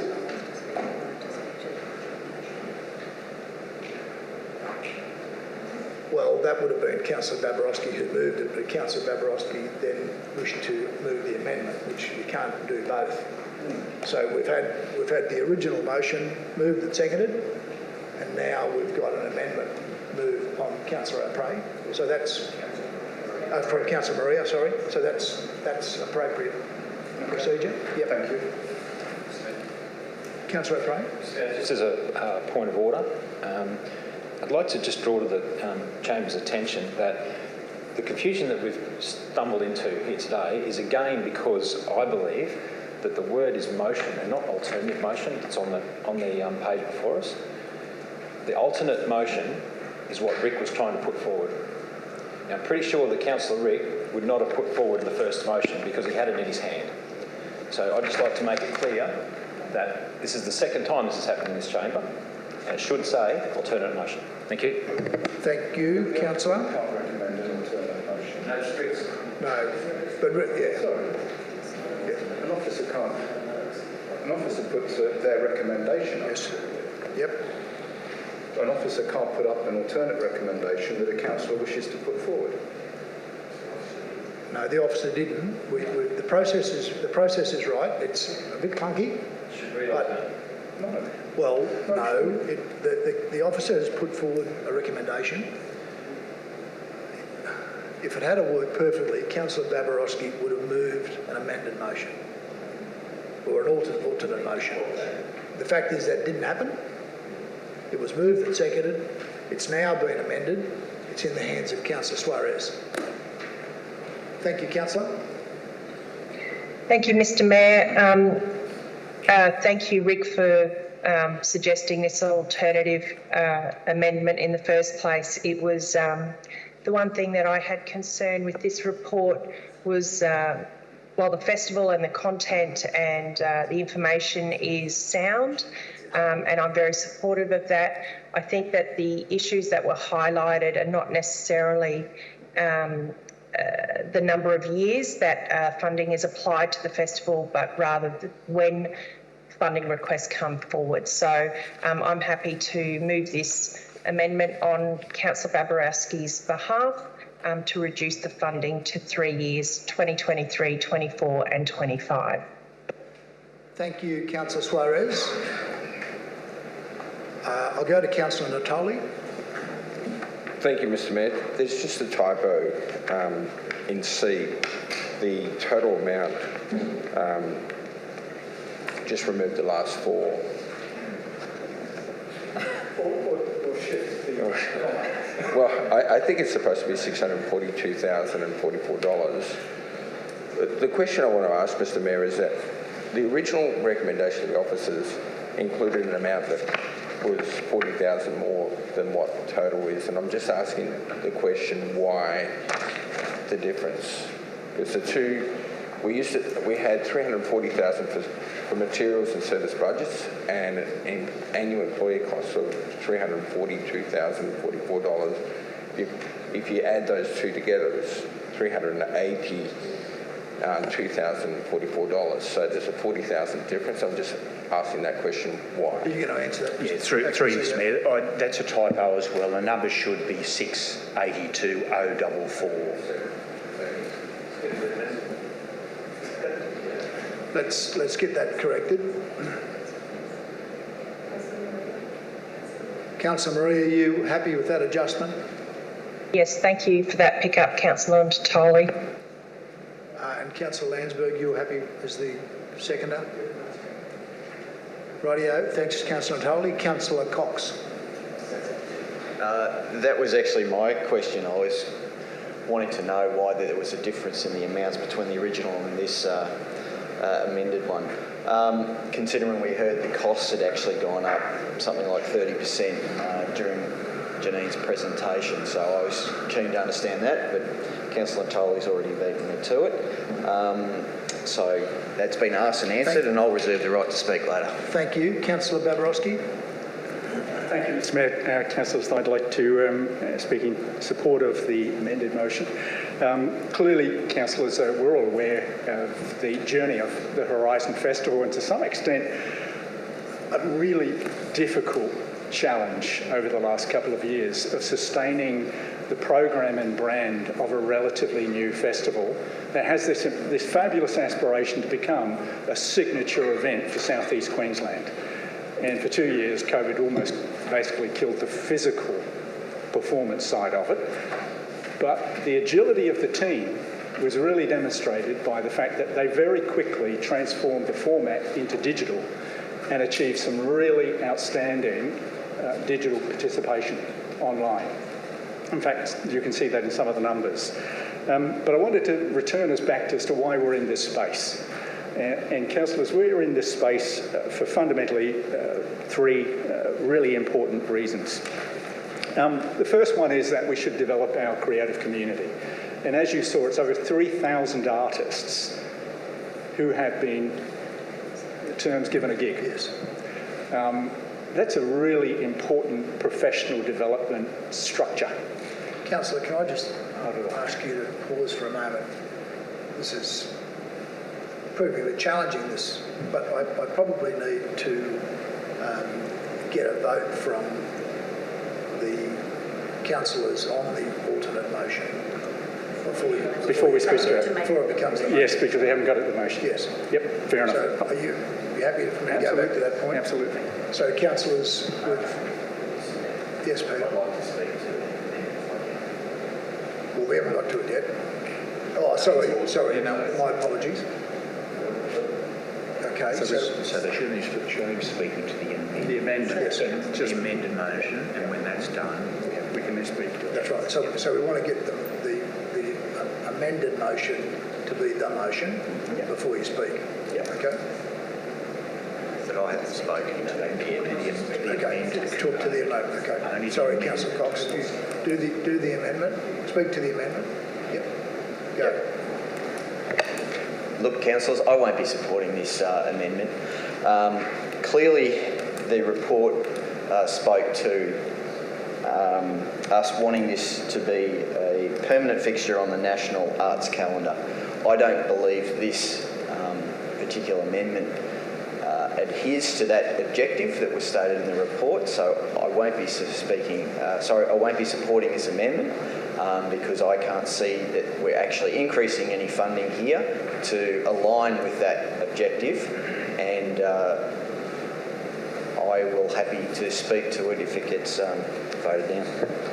Thank you. Does anybody else wish to speak? Councillor Law. Thank you. Through you, Mr. Mayor. The amendment of the that we're looking at here. I don't believe I can support it.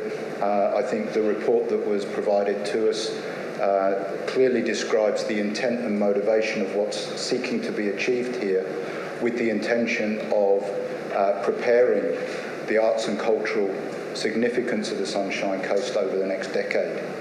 And I think the report as presented to us clearly shows how we will achieve that and the funding required to get halfway through that next decade towards what we want to achieve. So as this is at the moment, I won't be supporting the amendment that's on the screen. Thank you, Councillor Law. Councillor Christian.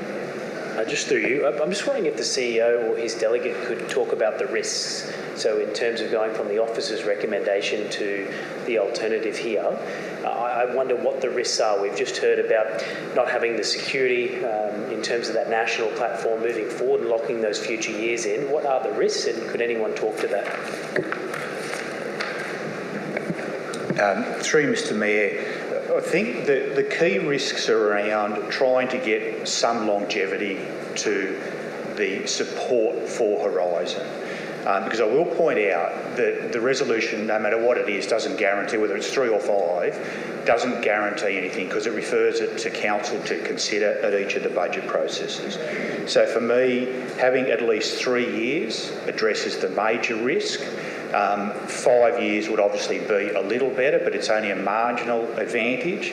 And I think that in recognition of D, I think we actually may be back to council anyway within 5 years to talk about the opportunities of the Olympics and other things more broadly. So for me, the 3 years is more important than the marginal increase to 5. Councillor O'Prey. Speaking to the amendment, Mr Mayor, through you. Greg, I just want to reiterate on what Mr Liveability just said, and that's in reference to the 3 years versus the 5 years, which is the difference between the officer recommendation and the amended motion. I want to reiterate the fact that it still has to come to council every single year, as does every single sponsorship deal we do with every event on the Sunshine Coast. It must go through the budget process. So it really makes absolutely no difference whatsoever to the event, whether it's 3 years or 5 years. The funding model is there, the 3-year deal is there, it can roll over each year if it wants, it makes no difference whether that's 3 years or 5 years.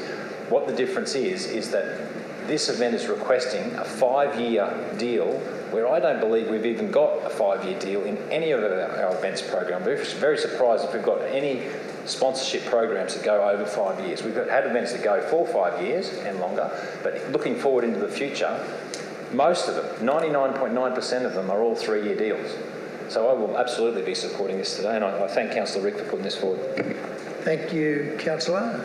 Councillor Babarowski. So thank you, Mr Mayor, and speaking to the amendment. Just to, one, recognise the input from the two councillors, which really, I feel, wanted to send a very strong signal of support. Basically Excuse saying... me, Mr Mayor. Sorry, point of order. Are you speaking to the amendment, or are you We have to vote on the amendment first, don't we, Mr Mayor? No, Councillor Babarowski indicated he wished to speak to the amendment. Yeah. So he's speaking to the amendment. Yeah. I'm then going to go back to, no, Councillor Natoli wants to speak, and then I'll go back to you eventually to finalise the debate, and we'll put it to the vote. But Okay. Councillor Babarowski is talking to the amendment. All right, so look, I'll cut it short. Essentially, what I see this amendment achieving, councillors, is a different pathway to the same destination. The first pathway was, let's have a look at a 5-year plan and commit to a 5-year plan, subject to every year you verifying that you're still committed to it. Basically, what the amendment does is says, look, we're going to commit to the 3-year structure as usual, but we're going to receive a report relatively soon, I think in the future, next report, before the end of the year? Yes. Before the end of the year, we get a report which tells us how are we going to further develop. Not this year. Financial year. Financial year. Before the end of the financial year, which helps us understand how we're going to position the Horizon Festival into the future, particularly taking account of a shift of our objective to really produce some exciting, compelling content through that mechanism for the 2032 Olympics. That's what this amendment achieves. And councillors, I'd really ask for your support. It's a good amendment. Thank you, Councillor Babarowski. Councillor Natali. Thank you, Mr. Mayor. That was the point that I was going to bring up about the timing for the next report. Thank you for clarifying that. I think you're absolutely spot on. This amendment allows us to consider what the future of the Horizon Festival will be. And it gives us the opportunity at that point then to decide what pathway we choose, whether we continue down the continuous pathway of supporting our local artists or whether we actually build it into something much more elaborate. So I'm quite comfortable with this amendment as it sits. Thank you, Councillor Natali. If there are no further speakers to the amendment, I'll go back to Councillor Suarez to close. Thank you, Mr. Mayor. Sorry, excuse me. Yes, I agree wholeheartedly with a number of the other speakers in the affirmative for this amendment. I think planning needs to really be developed for the Horizon Festival to make it become what it needs to be in the next 10 years. We also have the Caloundra Music Festival, which will be undergoing a review, and that may tie in with the Horizon Festival in the future. I don't see cutting the budget from 5 years to 3 years is going to detrimentally affect the Horizon Festival. In terms of longevity, we can guarantee the Horizon Festival's future if reports are coming to Council prior to the very end of this 3-year period. Thank you, Councillor Suarez. I'll put the amended motion to the vote. All those in favour? Councillor Babarowski, Landsborough, Natali, Johnston, Dixon, Hungerford, O'Prey, Jamieson. Those opposed? And Suarez, sorry. Thank you, Maria. Those opposed, Councillor Cox and Councillor Law. The amendment becomes the motion now. So I'm going to go back to Councillor Babarowski, Councillor Maria to open. I think I've said all of it that I need to say on this one, Mr. Mayor. I'm happy for the debate to ensue. Thank you. Councillor Landsborough. Thank you, Mr. Mayor, and thank you for my fellow councillors supporting this amended motion. It's probably important to touch on, great to see that forward visioning for programming for a festival like this as we move forward in the next 10 years. I think it gives the arts and cultural sector some surety around future planning. I know the Bleach Festival on the Gold Coast, which has been hugely successful, which basically got its start from a quicksilver surfing contest down there, but it is a place-based festival. They do have issues with transportation moving around the Gold Coast, and they use a lot of other activities apart from public transport as carpooling and all sorts of ways of moving around. So it'd be great to see Horizon Festival continue, and I'll be fully supportive. Thank you. Thank you. Councillor Babarowski. Thank you, councillors. And if I contributed to any confusion, I sincerely apologise. But we got there. And pardon? Thank you, Councillor Johnson. I knew it would be you. Councillors, to recap why we're in this space, I was really basically presenting the argument that there's 3 fundamental reasons, for me at least, as the Arts Portfolio Council, as to why we should continue to invest in this, support it, understand its strategic purpose. As the data showed, 3,000 artists were essentially supported through the program so far. If we are to be a mature region, our creative community needs to be able to work. They need to be able to develop their practice through paid gigs. And this is one mechanism that didn't exist that now does. And that's a really good thing, because the statistics on average income for the arts community is appalling. You cannot pay your bills most of the time on average as an artist. Oh, thanks very much. So we are contributing to doing something about that via this festival.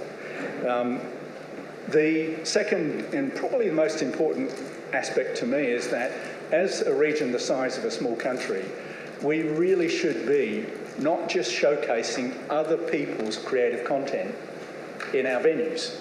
We should bring them here for inspiration, and we should enjoy the creativity of others, and we do, and historically that has been the main product that comes here. But the Horizon Festival started to commission art, commission artworks and performances, etc. And that's when you start to mature. That's when you start to get to a point where your skills and experience get you to a point where you can start to export and showcase your region's creative talent to others, not just receiving it all the time in yours. And the third point really to me is absolutely we have to build our skills, experience and our audience and to some extent our confidence to really contribute to the opportunity presented by the 2032 Olympics. Just imagine ourselves, we are a participant, we're one of the menage a trois, the three that are principally supporting the events. And I think we would recognise that the eyes of the world, and billions of them, will be watching, and we have an opportunity to showcase ourselves. We will need the Horizon as a mechanism to develop those skills and experience and that content.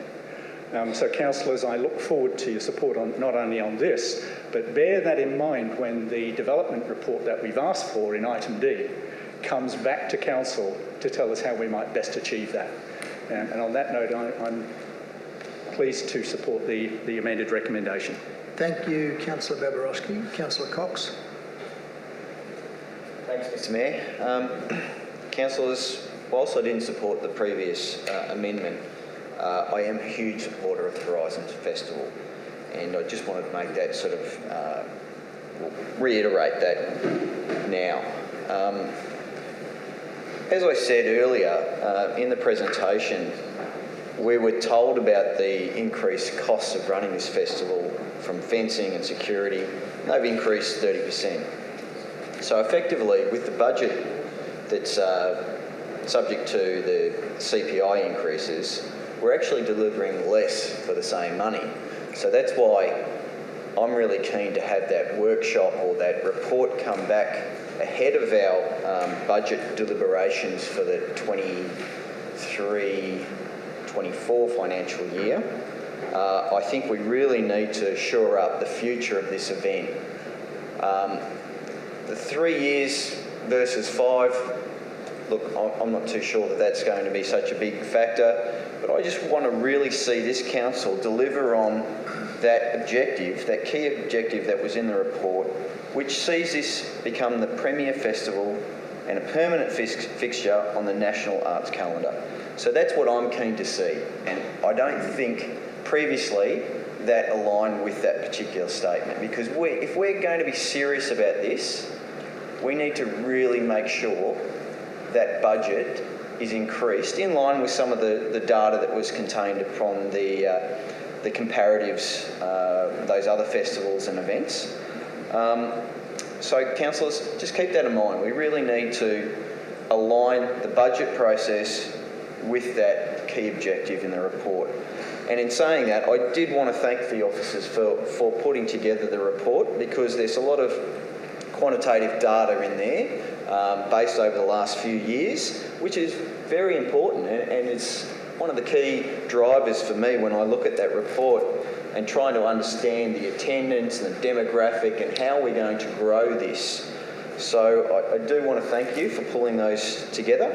Clearly the last couple of years have been affected by COVID quite significantly in some of those participation and attendance figures, but I want to see this grow, prosper and become one of those signature events here on Sunshine Coast. So I will be supporting this here today.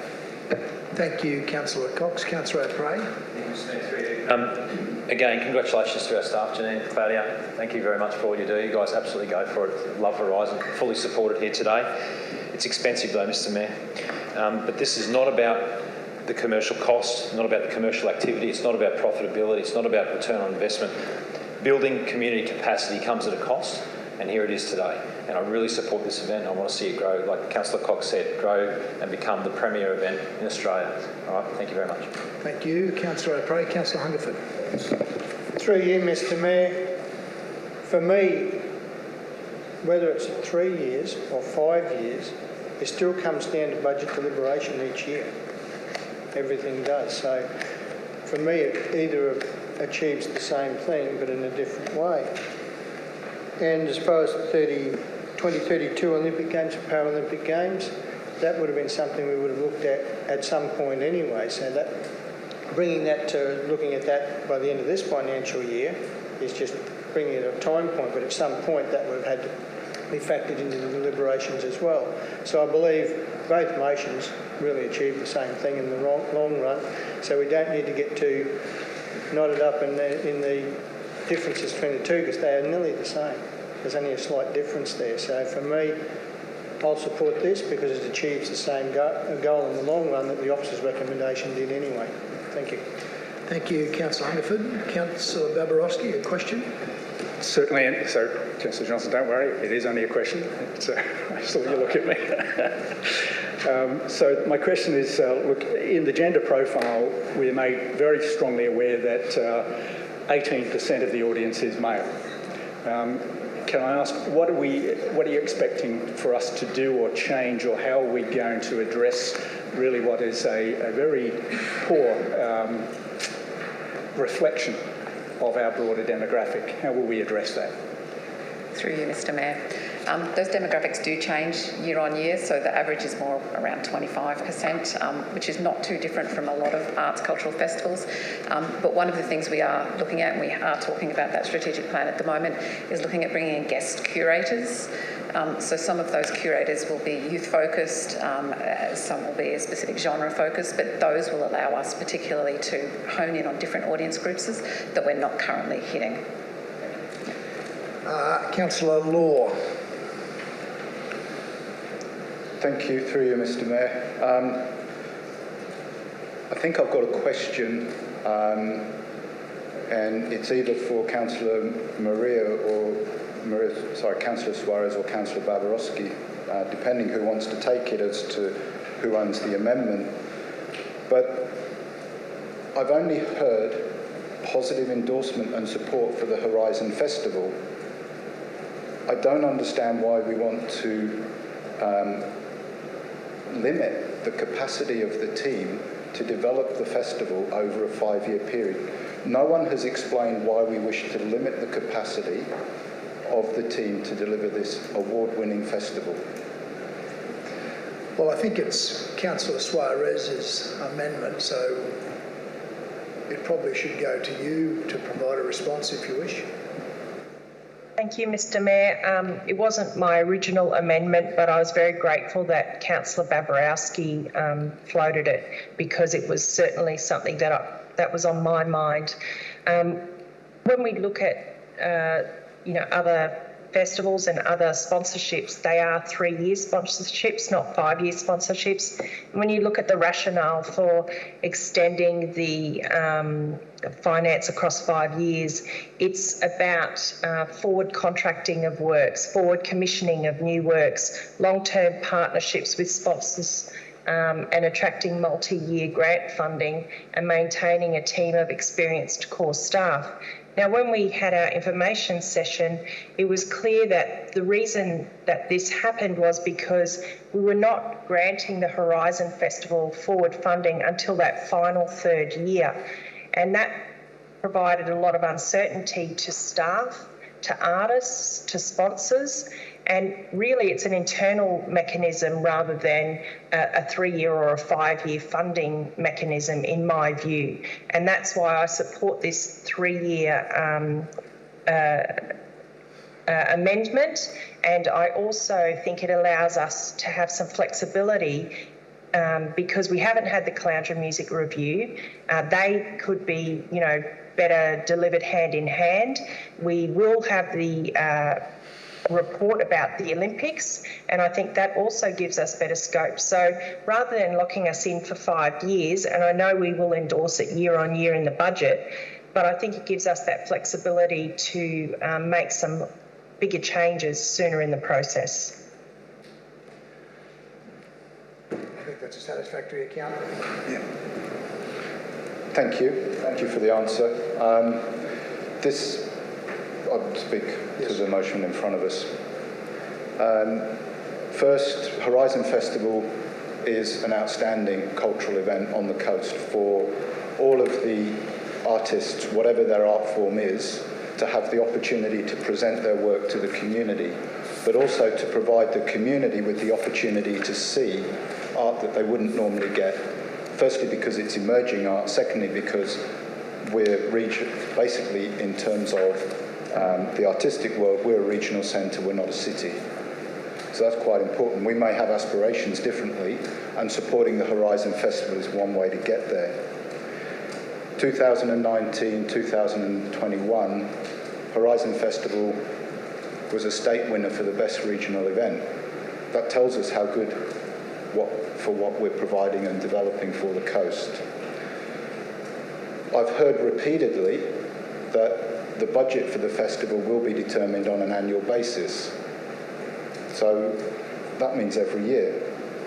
I've heard it makes no difference to whether this is 3 or 5 years. Well, if it makes no difference, why do we only want to say 3 years by the virtue of this motion? In section C, I'm concerned that we've got a total amount rather than in the original motion we had 2 separate amounts, one for service budget and one for employee costs. By doing this, are we leaving it open to who to decide how the funding is apportioned? That's not clear. In the world of arts, and in fact any human endeavour, it takes 10 years to be an overnight success. And I've heard the discussion and I heard the answer to my question, but it still doesn't satisfy me that tying the hands behind the back of people who are working hard to develop an absolutely awesome festival is the best way to enable them to continue to grow, develop and build. Through the process of the conversations, we can't go back and look at the original motion from the officers to have 5 years. So, no, we're at risk of losing the whole festival unless this amendment is supported. That's not very good business in my humble opinion. I think we can do better than that. But I'm now left in this really tough position of I don't like the amendment, but I love the festival, as does the community, demonstrated through this report. So what am I left to do here? It's just very unsatisfactory that that's the position that we're now in. Because I don't support the amendment, how's that going to turn out? If I'm able to persuade a whole bunch of you to not support this amendment, because I don't know why we want to restrict and limit the capacity of this team to develop an awesome festival. It's not logical. And if this is now defeated at this moment, we've lost the festival right there.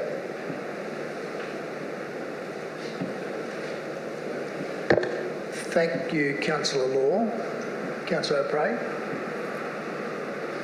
Thank you, Mr Mayor. Councillor Law makes some really good points there, and I've already spoken to the motion. My question is, why haven't we separated the 682,000 like we did in the original? Through Mr Mayor, it provides some additional flexibility. It doesn't lock certain amounts into salaries and materials and services. If the team decide that mix between employees and contractors or materials and services changes, gives them a little bit of flexibility. And I say that in the context the budget will be approved by council each year anyway. Yeah. And just on that, just to reiterate, another question for you, Greg, just to reiterate and enforce the point about the year-to-year budget process. If council decides next year that Horizon is to get no money, zero, that pulls out of the budget, that can happen in 1 year, not 3 years, 5 years, 10 years. Hey, that can happen year on year on year. Is that correct? That's correct. The benefit of having the support here for the festival is that through the budget process, because there's a council resolution behind it, it's got a higher priority in reporting it to council through the budget process. It doesn't guarantee anything, but it gives it a slightly elevated priority over other projects. So, and I'm kind of trying to help Councillor Law out here by asking you questions. So, Mr Liveability, does that mean that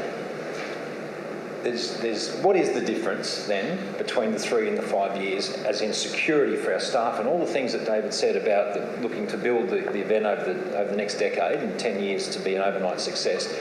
Does that have any relevance?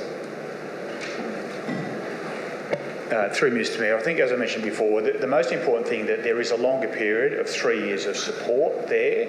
The extra 2 years is marginal. And again, I'll repeat that I think the analysis of the opportunities for the Olympics will come back within 3 years anyway. We won't wait for 5 years, so we'll be back anyway within that 3-year period. Thank you, Mr Mayor. Okay.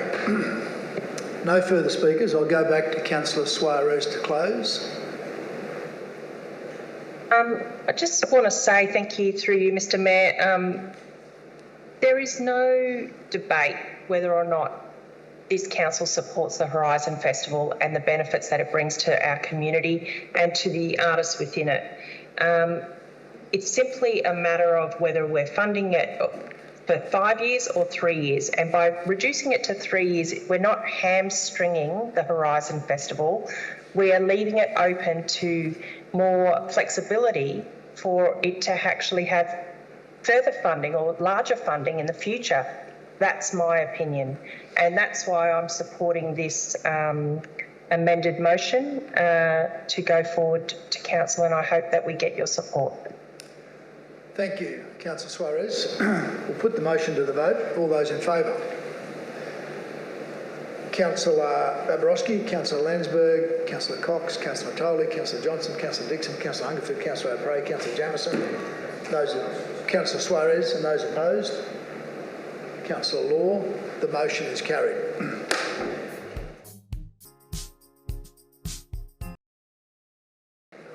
Gee, what's going on here today? Sorry. Had that ticked already. So I might get through the meeting quick, isn't it? Thanks, Councillor Law. 8.5 Budget Review 1. Thank you, Mr Costello. Thank you, Mr Mayor. Good morning, all. Yes, I'll just run through Budget Review 1, which is our first budget review for this financial year. As per the local government regulations, Council can amend its budget by resolution throughout the year, and the budget reviews are guided by the budget principles that you endorse throughout the budget development process in relation to our service levels, maintaining our cash levels, maintaining or decreasing our debt levels, and achieving a suitable operating result. So in summary, the operating result has decreased by $4.5 million, which is consistent with previous budget review ones because we're carrying over expenditure into this revenue from last year and expenditure into this year, predominantly from grants. And our capital program has increased by $22.3 million to $295.5 million. Some of the significant adjustments on the operating side, continuation of projects from last year of $2.7 million, revegetation offsets from restricted cash just under $800,000, grant funds for the blue carbon restoration $1 million, and the Maroochydore Beach renourishment just over $500,000. On the capital works program, there were carryover projects from last year into this year of $38.7 million, grant-funded projects of $3.3 million, deferred projects from this year into next year of $28.2 million, and black spot safety funding of $1.6 million. And the Appendix B contains a list of the projects under the minor works program. And the recommendation, Mr Mayor, is as tabled in the report, noting that Appendix A to the report includes amended 10-year financial statements. Thank you. Thank you, Michael. Someone prepare to move? Ted, thank you. Thank you, Councillor Dixon. Would you like to open, Councillor? Through you, Mr Mayor, I'll explain a few of the differences there. Council's interim financial results as at the 30th of June 2022 reflects a positive $19 million operating result against a budgeted result of $10 million. The result of this budget review will decrease the 22-23 operating result by $4.5 million from 31.8 to 27.3. And this is a good thing because that's what we have to achieve to get a balanced result at the end of the year, so it makes it easier with that reducing. So to explain that, the reduction in the operating result is largely due to the finalisation of state and federal government grant projects from last year.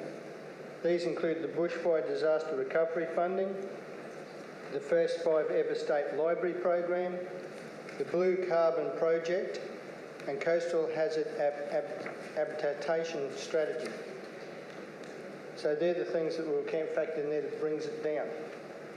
Now, capital revenues have increased by 1.8 million from 100.6 to 102.4 million, and our capital revenues have increased by 4.6 million from 101.6 to 106.2 million. The increase in capital revenue is due to new grants received from both the federal and state governments, and I just presented those before.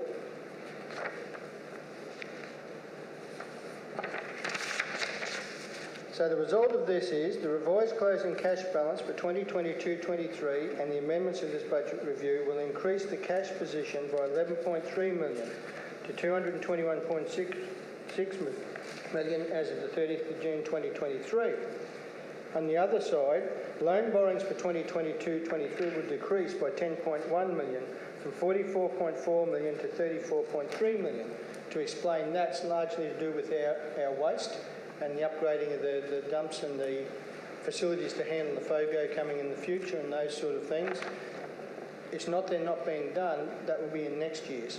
We can't do the works this year, they'll carry to next year, so that will still be a borrowing program for next year, and that explains the $10 million reduction. So the one that's important is the capital expenditure increased by 23 million from 273.2 million to 295.5 million. This increase is predominantly due to the carryover of the unfinished works from this year's budget. We know the difficulties we had with shortage of supplies, contracting and wet weather.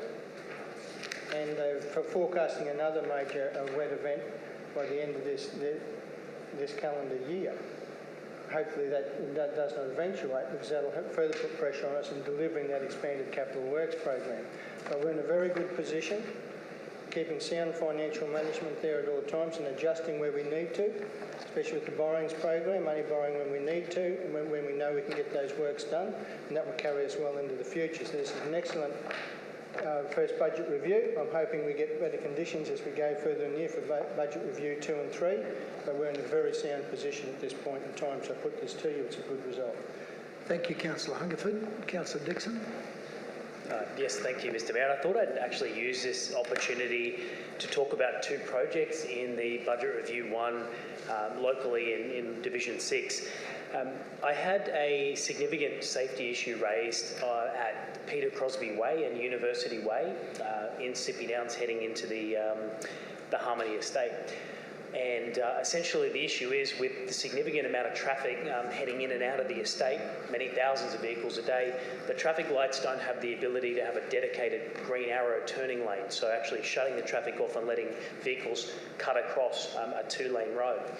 And a local resident, Ekaterina, she raised this with me in May, and I've been speaking with Melissa Wilson from Intelligent Transport Systems, and Melissa actually recommended funding in this budget review to get the project delivered because it's a huge safety issue and it's about $27,000 to fix. So I just wanted to acknowledge the staff on that, because that has been raised by the community and that's been addressed, and if voted on today, we'll provide the money to improve that dangerous intersection at University Way and Peter Crosby Way. The second one I wanted to talk about as well is the idea of a dog park in Budra Meadows. I'm a huge pet lover. Got 2 dogs myself and absolutely love dog parks.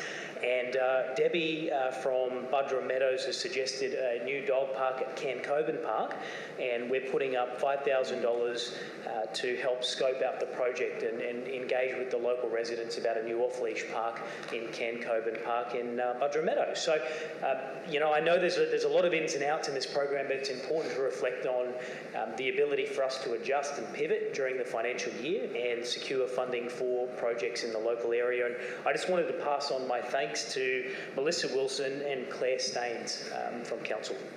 Thank you, Councillor Dixon. Councillor Landsborough.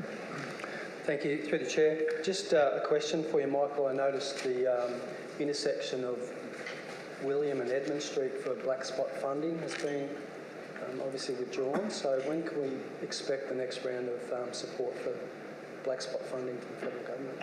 Through the Chair, I might take that on notice and refer that to Chris Sturgis for the exact date and get back to you on that one. I don't want to give an incorrect date, that's all. Thank you. Thank you, Councillor Landsborough. If there are no further speakers, I'll go to Councillor Hungerford to close. Not necessary.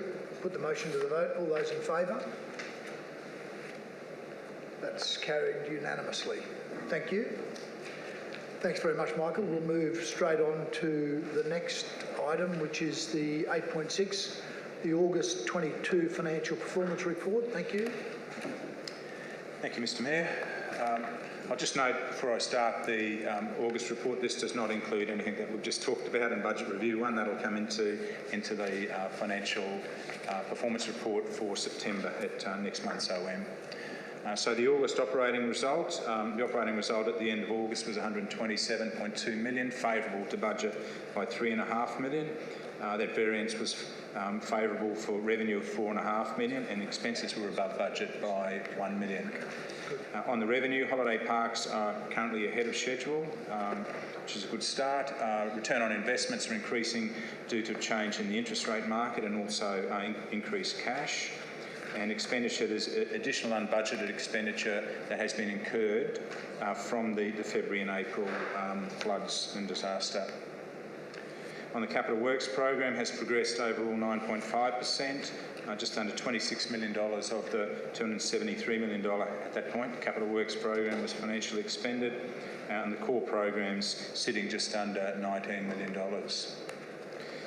Cash flow, so Council's cash as at the end of August was $414 million, and Council's debt at the end of August was $472 million.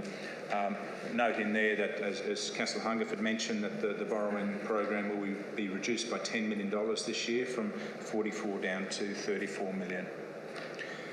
Just some more information on the investments. We currently have 14 term deposits totalling $140 million. Our latest investment return was at 3.63%, which is a marked increase, over 3% increase from what it was in May just of this year.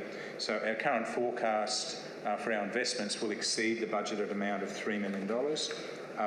The amount might be around about $4.5 to $5.5 million, but again, we'll see what happens on the interest rate environment. And the Officer recommendation is to receive and note the report titled August 22 Financial Performance Report.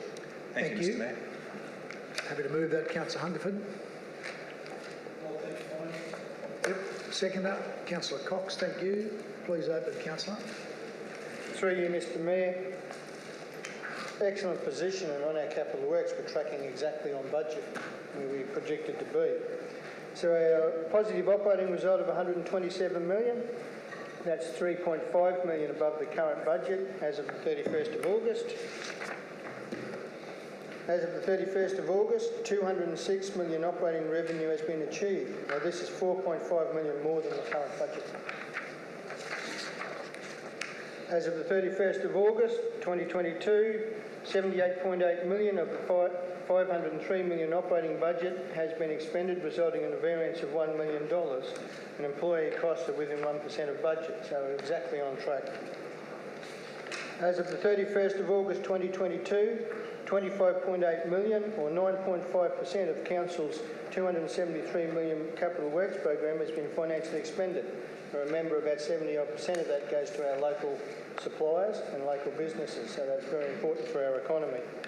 The core capital program has progressed 9.1% of budget, an actual spend of $18.8 million. Corporate major projects have progressed to 11%.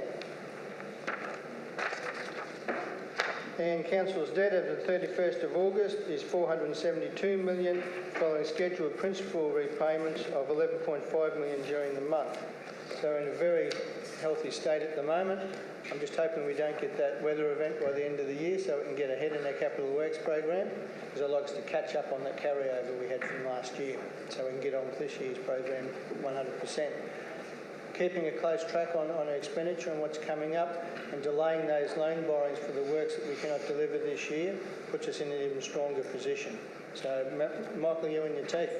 team, and I know I work with you all the time, and it amazes me how we make the predictions each year and how it's tracking exactly against those predictions, so they're very realistic. Thank you, Mr. Mayor. Thank you, Councillor Hungerford. No further speakers. Do you need to close, Councillor? Let's put the motion to the vote. All those in favour? That's carried unanimously. Thank you, Mr. Costello. We'll move to item 8.7, the Queensland Audit Office Second Interim Management Report for the financial year ended 30 June 2022. And welcome Janine Wex for a presentation. Thanks, Janine. Thank you very much, Mr. Mayor, and good morning, everyone. Yes, so the auditors are auditing us as we speak for the 2021-22 financial statements. This report I'm presenting today is from our second interim audit, which was conducted in June. Now, that audit covers the period from July 21 to April 22. This report was presented to the last audit committee, and it's a legislative requirement that it's then presented to the next ordinary meeting of council. As you can see from the audit schedule, the auditors visit us 5 times a year. This time it was reduced to 4 because we've combined the asset valuation audit with the final audit, which is happening right now. We're in week 4 of the 2-week audit, just in case you're interested. The results of the second interim audit are as follows. So this audit involves confirming the operating effectiveness of our internal controls, and this is to ensure that the readers of our financial statements can rely on all of the systems and processes behind them to be comfortable that the numbers are materially correct. So the Queensland Audit Office look at our processes, our systems, records and activities to ensure the reliability of the financial reporting, the effectiveness and efficiency of our operations and compliance with applicable laws and regulations. We know that no system of internal control can provide absolute assurance about the absence of error compliance. However, as part of the audit, the auditors do look for weaknesses, so we then have the opportunity to resolve those to further strengthen the controls we have. So the weaknesses they identify are classified as either deficiencies or significant deficiencies, and that depends on the potential risk to the numbers in the financial statements, Council's reputation, our compliance with policies and laws and regulations, or the potential to incur loss, including fraud. As part of the second interim audit, the auditors identified 2 significant deficiencies in the current year and 3 deficiencies, and we also had 3 deficiencies from the prior year. And I'll just go through these in a little bit more detail. So in terms of the 2 significant deficiencies, the first one was around the payroll system. That was resolved straight away. The second significant deficiency, the auditors identified an opportunity to further strengthen a system control about our EFT payment file transfer to the bank. So we're having a system implementation to further strengthen that. In the meantime, we've introduced additional mitigating controls around that process, and that's due to be resolved by the end of the financial year. In terms of deficiencies, which are not as serious, there was an untimely review of the fixed asset register reconciliation. That's been resolved pending audit clearance. The auditors are going through all of these during the final audit right now. Inconsistency of contract details between the register and the website, that one was resolved.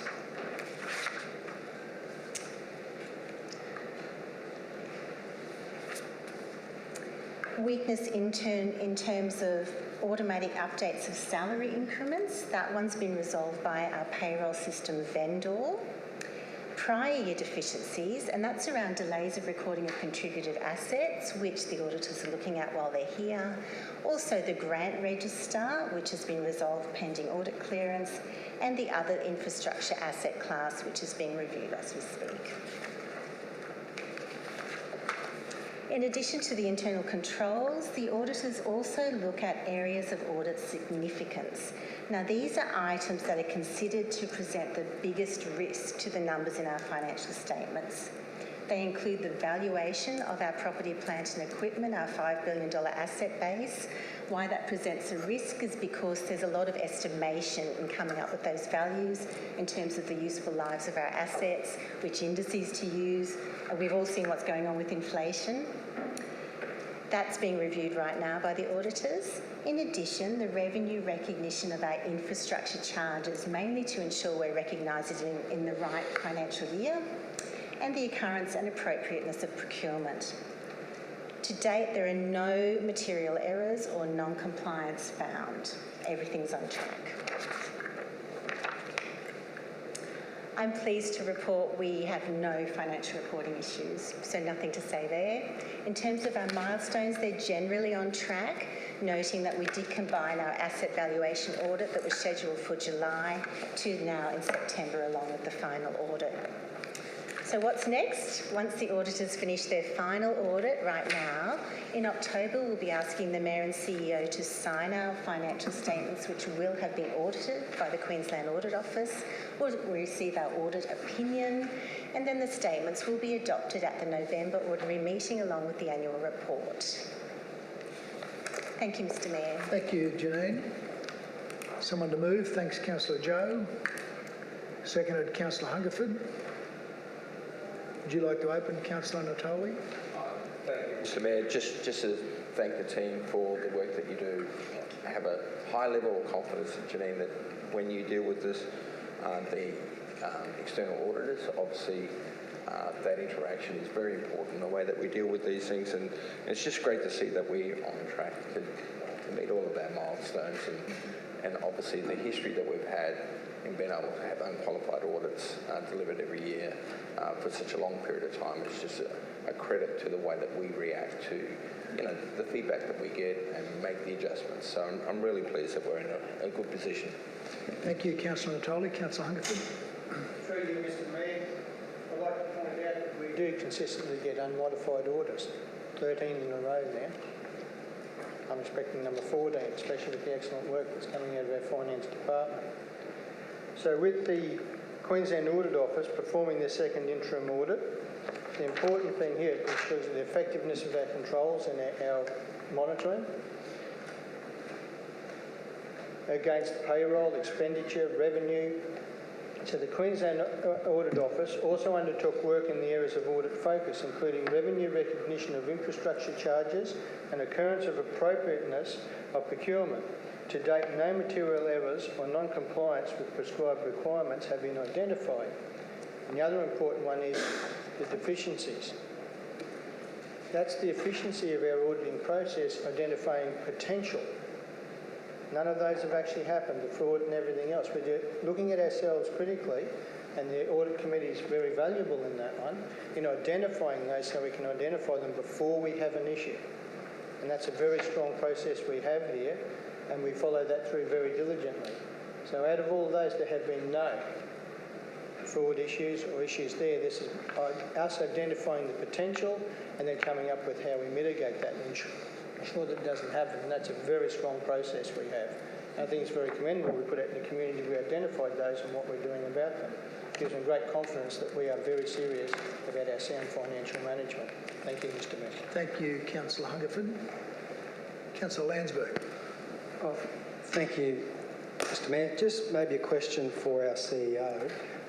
Just noting in the summary here, they do discuss about the billions of dollars that the Queensland Government's going to spend in the future on infrastructure, and our control in terms of managing our new infrastructure, but also keeping a review on our contracts in terms of, they do obviously recommend contracts every 3 years here, but in such a volatile market that we're entering into now, are you happy in our team's ability to review constantly new contracts that we're signing on for?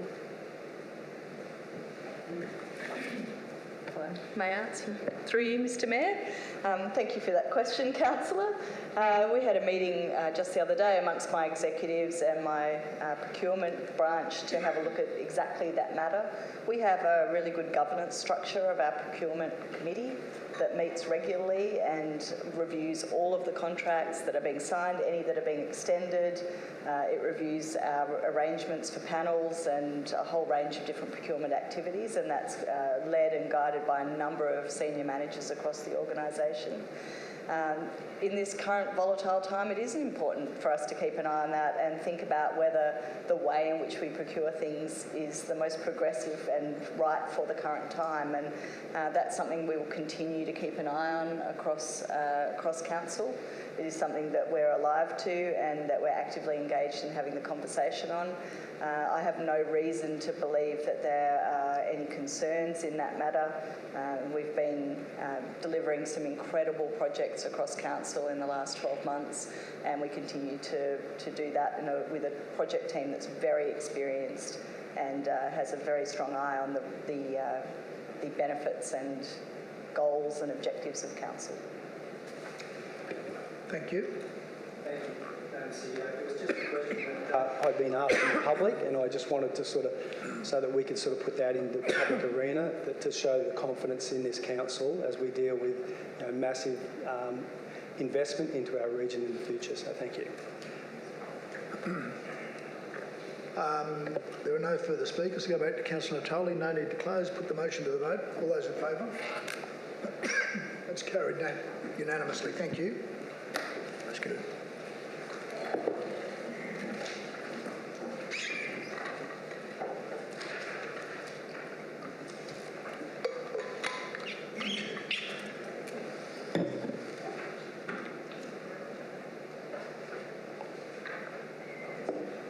The next item, 8.8, is the Audit Committee meeting. Ziggy Capera is here to answer any questions. We don't have a presentation. Councillor Natoli's moved. Councillor Hungerford second. Would you like to open? Thank you, Mr. Mayor. I just want to mention that it was our first meeting that we had our third independent committee member that sat in, Sue Tyndall, and really pleased with the quality that she brought to that meeting. We're very fortunate. The quality of of those independent committee members is just incredible, and the way that Mitchell Petrie chairs those meetings are really well, and just his comments of how well the agenda is put together and how the information is presented. He's made comment numerous times about that, so well done to everyone. I don't have any particular issues to highlight out of the Audit Committee, but I just wanted to make that point that it was welcome to see Sue come onto that committee. Thank you, Councillor Natoli. Councillor Hungerford. I would also like to echo that. The three independent committee members there and the questions they ask and the insights I find very, very, very valuable. The one I'd like to point out and congratulate our staff. At those meetings, the staff are presenting the articles and report there and answering the questions there. Very comprehensive and very competently dealt with each time. It makes the Audit Committee meetings a pleasure to be in, actually, and to show that our staff, even when they're still working with something, explaining where they're at and where they're heading with it. And I think the independent auditors there appreciate that as well. So I'd just like to bring that to praise the staff for the excellent work being done across the organisation, how competent those reports and responses are in those meetings. It's really something I enjoy being there, and I'm proud of Council for doing that. So I'd like to reflect that to the staff. Thank you. Thank you, Councillor Hungerford. There are no questions, it would appear. So you're off the hook easily, Ziggy. Thank you. Do you need to close, Joe?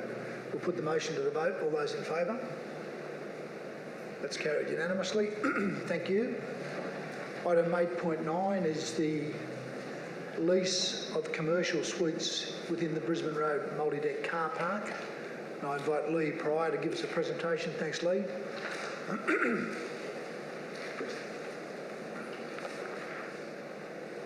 Good morning and thank you.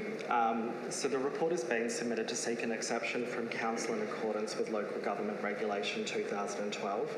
The exception will seek to market and lease the remaining tenancies within the Brisbane Roads Multideck Car Park. Council completed the construction of the Brisbane Road Multideck car park in December 2020.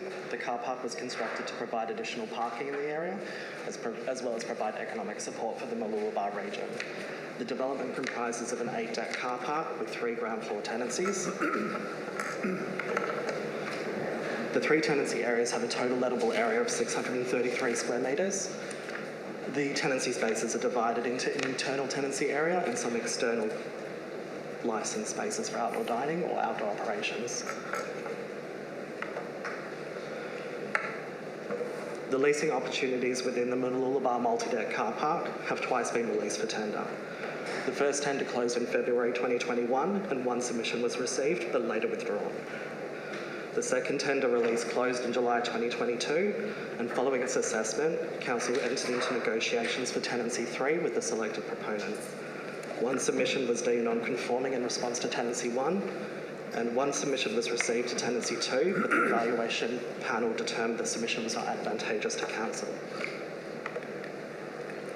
It is recommended that Council look to resolve to apply an exception in this case to allow the 2 remaining tenancies to be leased on the open market by our agent, as opposed to releasing a third tender. The marketing of the property through the agent on the open market for private treaty arrangements will allow Council to be more competitive in the current market and provide the opportunity for officers and the agent to negotiate directly with tenants. Thank you. Thank you, Lee. Someone to move? Councillor Natoli. Councillor Babarowski, thank you. Seconder. Would you like to open, Councillor Natoli? No. Thank you, Mr. Mayor. I totally support the recommendations.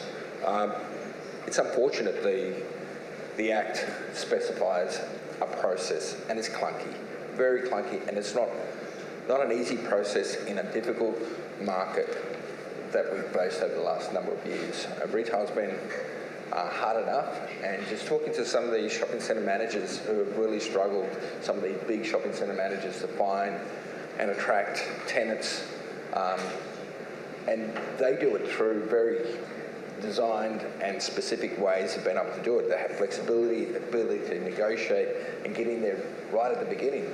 And when there is so much on the market in terms of options, going out to tender is an incredibly clunky and difficult process. I'm very surprised that we actually managed to get 1 tenancy, but I think to have that flexibility to be able to go out and list it with an agent and deal with those inquiries when they come, it's imperative. If we don't do that, we will probably struggle to lease these other 2 tenancies in the near future. So I totally support. Thank you, Councillor Tolley. Any other speakers? No. Do you need to close, Councillor? Put the motion to the vote. All those in favour? That's carried unanimously. Thank you. Thank you. Thanks very much, Lee. Item 8.10, international travel approval. Invite Andy and Gabrielle back.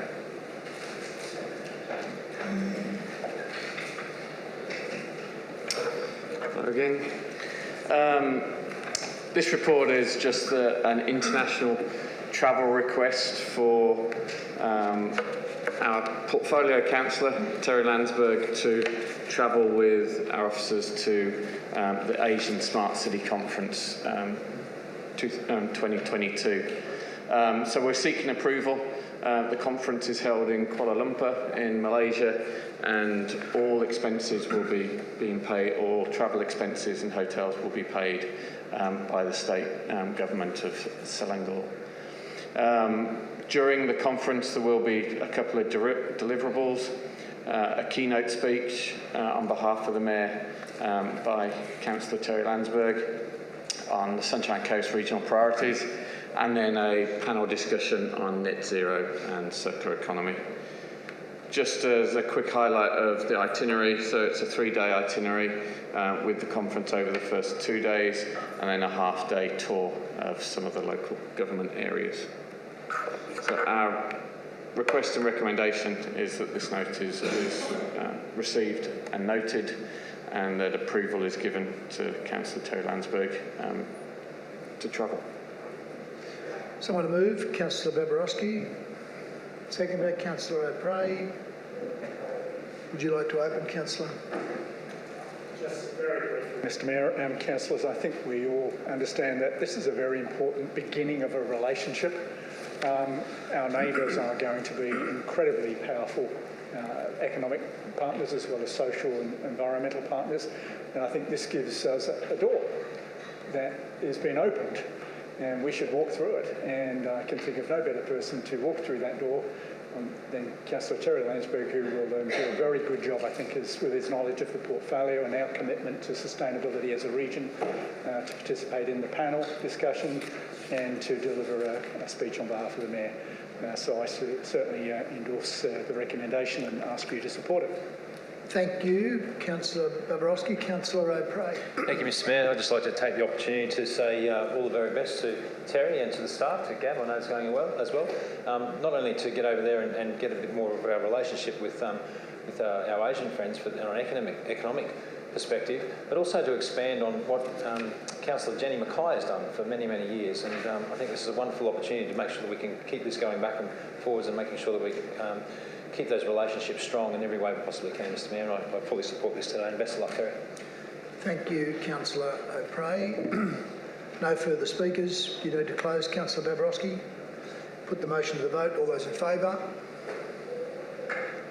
It's carried unanimously. Thank you. Okay, we're at item 8.11. I agree. Councillors, I wish to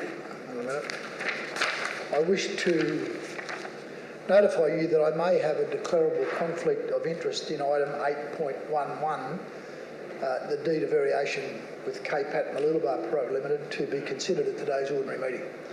The declarable conflict of interest may arise due to the fact that Dennis Wagner is a shareholder in KPAT Property Pty Limited, which is the sole shareholder of KPAT Mooloolaba Pty Limited.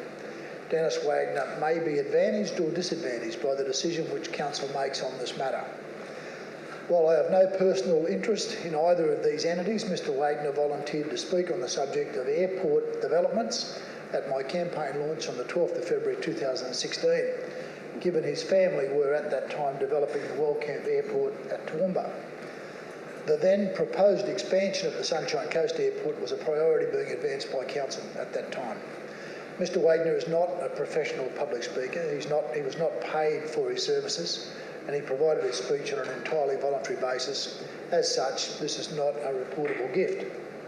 Furthermore, this event occurred outside my relevant term as a councillor, which commenced on 5 April 2016, and therefore Mr Wagner's services do not constitute a prescribed conflict of interest within the context of the Local Government Act 2009. Council, I also note that when I notified Council of this interest at the ordinary meeting on the 22nd of March 2022 in relation to the consideration of the development application of this project, Council resolved that I could participate in the discussions and the decision relating to the matter.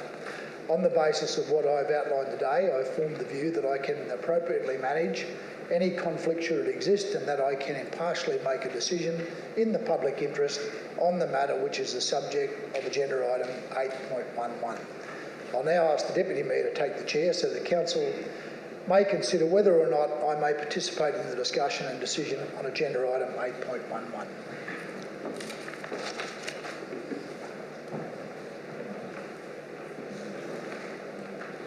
So, councillors, I'd like to thank the Mayor for his declaration and just remind you that as required by the councillors, in accordance with section 150 ES3BI of the Local Government Act 2009, I now call for a councillor to move that Councillor Jamieson either stay or leave the chamber for the duration of the discussion and decision on this matter. And just remind you, councillors, that should the majority decide it is in the public interest for the councillor to stay in the meeting for the duration of this matter, reasons for this decision will need to be recorded in the minutes. Someone prepared to move? Councillor Cox, second. May stay. May stay. Do we have a second to Councillor Cox's motion to stay? But the reason is 5. Yep. So I'll give you a second to just digest that, councillors, and then have a seconder. Councillor Johnson. Sorry, Councillor. Do you want to arm wrestle? Councillor Ted, seconded. Any questions, councillors? If there are no questions, I'll put the motion to the vote. All those in favour that the council chamber can stay? That's unanimous. I'll hand the chair back over to the Mayor. Thank you, Councillor Dabrowski.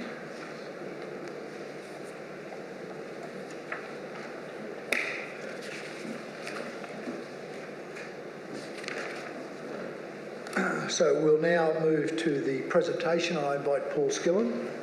I do advise Council that there is a confidential part to this item, and should it be necessary for, well, I think that wouldn't be necessary to be considered. We'll need to go into confidential session. But in the first instance, I'll hand over to Paul. Thank you, Mayor. Thank you, councillors, for the opportunity to present this today. Before you is the deed of variation that the council has with KPAT and Mooloolaba proprietary. By way of background, this matter has been before this forum and former councils over the last number of years, including in 2018 when a resolution was provided in order to conduct an expression of interest for the site then known or still known as Brisbane Road Carpark. That resulted in the identification of and progression through a number of resolutions to identify and engage with what was then KPAT Asset Management that resulted in the development agreement that we are talking about the deed of variation to today. The timings that were contained within that original development agreement are there before you. Primarily the one that has caused the need for this discussion is the settlement date for the transfer of title of the land, which was set at 30th of June 2022 and did not proceed. In terms of the land sale, it has been set at $7.2 million, which was an amount slightly above the valuation figure we had for the site, when considering that it was sought for the provision of a hotel on the site, not a free and unencumbered use of any other sort of development upon the site. In terms of the condition precedent that would have led to or will still lead to the transfer of title and the settlement of land, there are 3 of those that have been met. They relate to the development approval, which was also the subject of a presentation to this forum in June, I believe. The confirmation of the hotel operator that would operate the hotel when complete, and then also the completion of the adjacent multi-deck car park, which, as you all know, is completed and is operational. The deed of variation in its entirety supports the development agreement. It's an extension of it. It supports the continuation of the efforts to satisfy the conditions precedents and enable the progression to the development. It enables the delivery of the original intent of the site, which is pursuing a development for a hotel upon the site. The deed does not otherwise give any additional cost to council, and it does not substantially change the risk profile associated with it. There are certain provisions proposed within the deed of variation that may require further discussion with council, as the proposed deed is a confidential attachment to the report, and considering that in its current format it hasn't been signed or executed and is still subject to negotiations, I would contend that it would be best to move into confidential session if you wanted to need to provide any significant details regarding it. Thank you. Thank you, Paul. We should move into confidential, I believe. Can someone prepare to move? Councillor Johnston. Councillor O'Prey. I should just say it's recommended that Council resolve to close the meeting under section 254J brackets 1 of the Local Government Regulation 2012 on the basis that the information contained in the confidential attachment 1 is confidential under section 254J brackets 3 brackets G of the regulation on the basis that it relates to negotiations relating to a commercial matter involving the local government for which the public discussion would be likely to prejudice the interests of the local government. So that's been moved by Councillor Johnson, seconded by Councillor O'Prey. Is there anybody who wants to speak against that? We'll put the motion to the vote. Those in favour? That's carried unanimously. Thank you, councillors. So.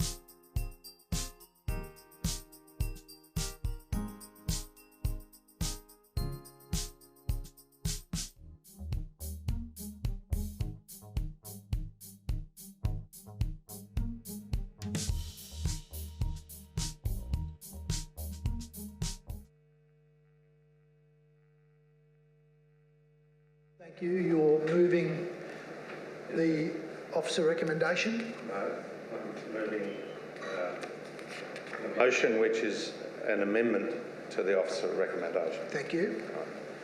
And the motion is as read there.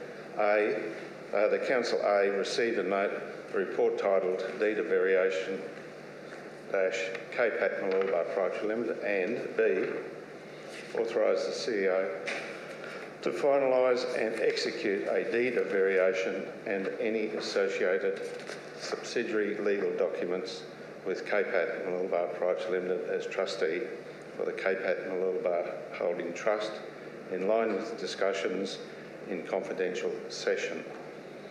Thank you, Councillor. And Councillor Natoli is seconding that. In speaking to the motion, Mayor, just like to thank the council office, all of the council officers, the directors of KPAT, any legal people involved who worked very hard to get to this, to give a level of comfort to all of those councillors who had any concern whatsoever about the security of the payments, etc. However, we're now confident that all that we had planned can be achieved without any significant problems in the future. Thank you very much. Thank you. I encourage everyone to vote for this motion. Councillor Natoli, did you wish to add something? Thank you, Mr. Mayor. I too want to thank the officers, Paul and Craig. I did have some concerns when I first saw the variation, and I'm really pleased that you've been able to close that gap and bring back changes that has been agreed. So I'm really thankful. I'm very comfortable now with what we've got to sign off, so I will be supporting this. Thank you. No further speakers. You don't need to close, councillor. We'll put the motion to the vote. All those in favour? That's carried unanimously. Thank you very much. Thank you, Paul and Craig. Councillors, we're up to item, there's no notice of motions. Record. Well done, keep that up. We've got two petitions. 10.1, Councillor Natoli, Save Point Cartwright Reserve. Just a point of order, there's still two other items of business that we need to deal with. Sorry, are they after? Yeah, they're in confidential session, yes. I'll move that petition.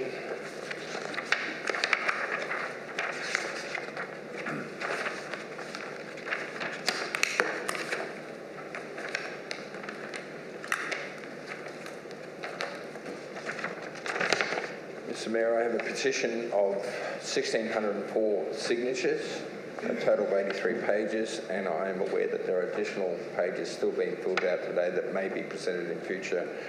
I'll read the prayer of the petition. It says that we, the undersigned, respectfully petition Sunshine Coast Council to save Point Cartwright Reserve. Point Cartwright Reserve is a unique place that we all love. Please protect its future and prevent its decline by keeping its natural and free from development. Please make Point Cartwright Reserve a conservation park to preserve it for the enjoyment of future generations. Please rezone Point Cartwright Reserve to the Environmental Management and Conservation Zone to safeguard and celebrate the following wonderful attributes: international migrating and resident shorebirds, critically endangered littoral rainforests, sensitive rocky shore ecological habitats, endangered loggerhead turtles, dynamic riverine habitats, Indigenous cultural heritage and European history, ancient fossilised Jurassic landscapes, wonderful marine and terrestrial wildlife, dark sky character. Thank you, Councillor. Can we have a seconder? Councillor Landsborough, thank you. Good day. And all those, sorry, yes, you can speak to the prayer. Thank you, Mr. Mayor, and thank you, councillors. Look, I really commend, I suppose the committee have taken a great interest in what council has undertaken a master planning process, and we're not there yet.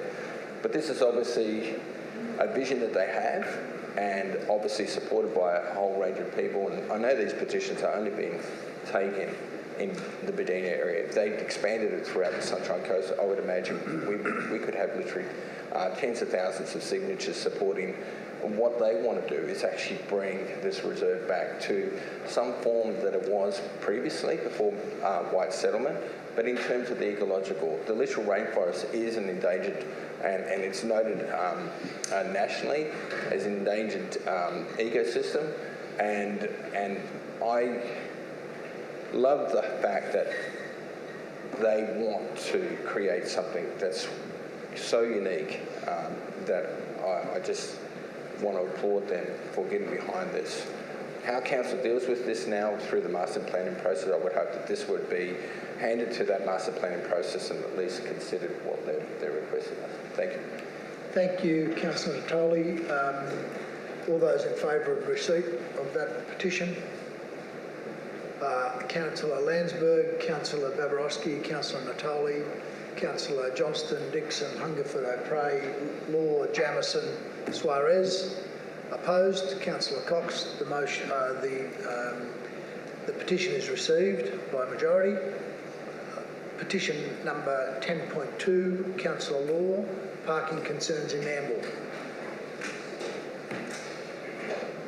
Thank you. Through you, Mr. Mayor, I have a petition of 909 signatures, and the prayer says, "We, the undersigned, are concerned citizens who urge our local council to take urgent action into the ongoing issue of the lack of parking in Nambour CBD." Thank you. Councillor Law, someone to second. Councillor Dixon, thank you. No further commentary? No further commentary, Councillor? No, thank you. All those in favour of receipt? That's carried unanimously. Councillors, that now brings us up to the confidential session. And as I have a couple of declarations, I've got to make a couple of declarations. I know Councillor Natoli is making a declaration and Councillor O'Prey is making a declaration. So I'm going to go first. The others will follow. I then suggest the Deputy, subject to the outcome of that, the Deputy will take the chair and go into confidential session and go to lunch at the same time, and then come back and complete the final three items. So my first declaration is to do with item 11.1. Councillors, I wish to notify you that I have a declarable conflict of interest on item 11.1, Strategic Land Project Maroochydore, to be considered at today's ordinary meeting. The declarable conflict of interest may arise due to the fact that I have a financial interest in entities that have an interest in a commercial property that is in the proximity to the property which is the subject of the report. These interests are recorded in my register of interest and have previously been notified to the Chief Executive Officer and Council on the 9th of November 2020. For the record, I have no personal or financial interest in the property that is the subject of this report.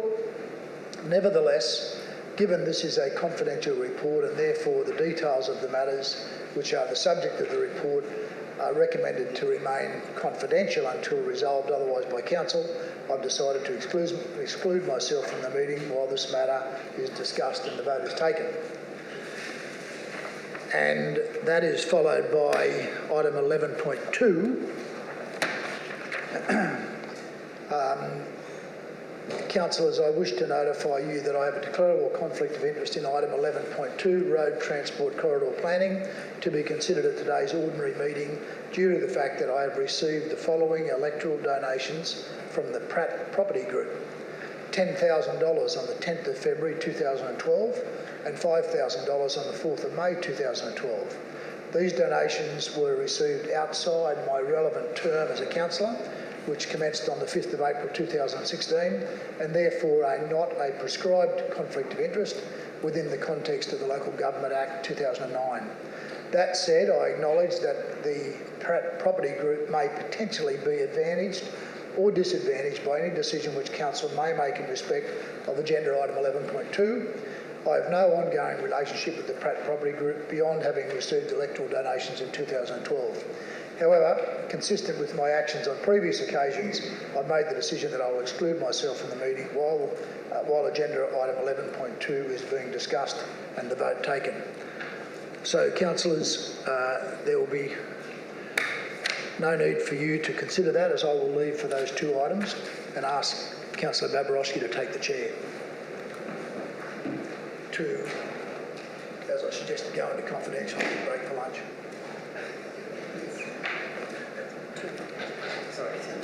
Yes. So I'd like to thank the Mayor for his declarations and check if there are any further declarations, which I believe there may be.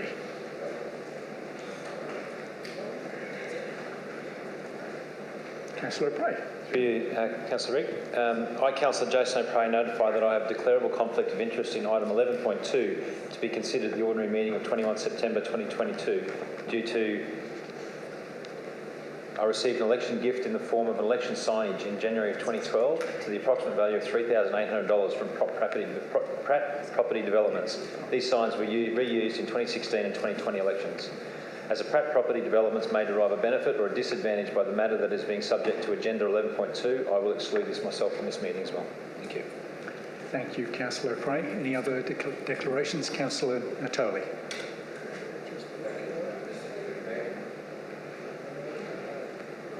Thank you, Mr Deputy Mayor. I, Councillor Joe Natoli, notify that I have a declarable conflict of interest in item 11.2 to be considered at the ordinary meeting 22nd of September 2022 due to having a personal relationship with Mrs Vicky Dwyer, owner of a property relating to the road transport corridor plan in Maroochydore. In that case, I will exclude myself from the meeting. Thank you, Councillor Natoli. So both of those councillors have declared on item 11.2. We will now go into consider a motion to go into confidential to consider 11, 11.1, 2 and 3 into confidential. So you need to leave for that vote on going into confidential. Yeah. These items are individual items. Would that exclude me from going into confidential session in regards to 11.2, 11.1 and 11.3? So in this particular case, if we go into confidential session dealing with 11.1, both I think Councillor O'Prey and myself would be able to still stay in. It would only be when we deal with 11.2 that I would exclude myself. That's correct. Yeah. Yeah. So. Oh, sorry. Yeah, so just to be clear, you can't vote to go into confidential. All right, so we'll look at the request of the Mayor. I'll agree that we'll go into confidential and then go to lunch. So just remind yourself that you're in confidential when you're having your lunch. So somebody to move a motion to go into confidential. Thank you, Councillor Johnston. But I'll seconded Councillor Landsborough, and just so we acknowledge the formality of it, the reason are, in relation to items 11.1 and 11.3, the Chief Executive Officer advises that these reports contain confidential information regarding negotiations relating to a commercial matter involving the Sunshine Coast Council, for which a public discussion would be likely to prejudice the interests of this council. Also, in relation to item 11.2, the Chief Executive Officer advises that this report contains information regarding negotiations relating to the taking of land by the local government under the Acquisition Act 1967. And it is for these reasons it is recommended that Council close the meeting under sections 254J3G and H of the Local Government Regulation 2012 to consider and discuss the information in these reports. Noting, of course, that Council's decision on this agenda item will be made during open session, which will be viewable by the public. Councillors, is someone prepared to move that we close the meeting to discuss items 11.1, 11.2 and 11.3? A motion to move, please. Councillor Dixon, seconded Councillor Johnston. All those in favour? That's unanimous. And we now go for lunch and return from lunch at, generously giving half. Just so that everybody understands, what you say at lunch is confidential. I was suggesting that you should consider your lunch in confidential, but yeah, we recognise there's a little edge of support.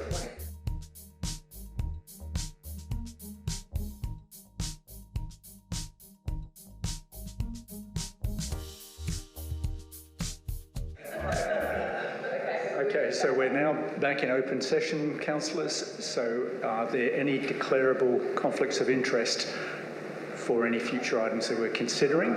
Oh, sorry, my apologies. We're now going to vote on 11.1. Okay, so we're going to consider voting on 11.1, and we had an indication of Councillor Prater to move. Yes, that's right. Mr Chair, I'd like to move the officer recommendation of item 11.1. Thank you. Seconded, Councillor Hungerford. Would you like to speak to that, Councillor Craig? Not required. Thank you. Any questions or comments, councillors? Appears not. We'll put that to the 11.1 to the vote. All those in favour? So that's Councillor Nabarowski, Councillor Landsborough, Councillor Cox, Councillor Natoli, Councillor Johnston, Councillor Dixon, Councillor Hungerford, Councillor Prey, Councillor Law. Those against? Councillor Suarez. The motion is passed. Okay, we now are in open session, so Councillor Natoli, I believe you have a further declaration. Councillor Prey, I'll take this moment to leave. Thank you. Now, it's on 11.2 and 11.3 as well. Over to you, Councillor Natoli.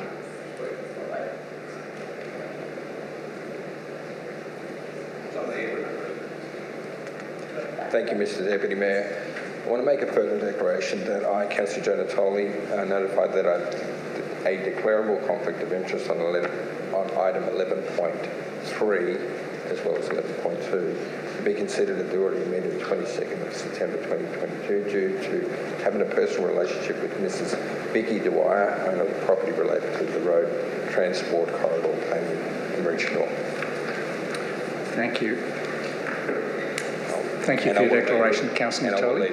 And you've elected to leave on both items. Yes. Thank you very much. Councillors, any further declarations? In that case, I need somebody to now vote to go back into confidential. Councillor Dixon, seconded Councillor Cox.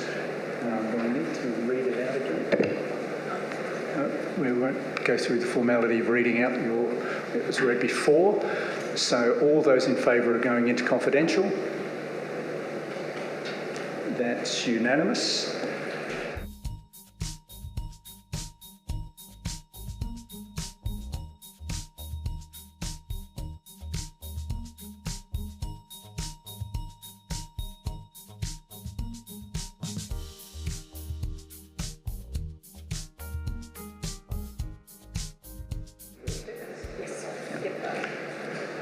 Councillors, we're now back in open session and we're now going to consider item 11.2, which is the road transport corridor planning for Maroochydore.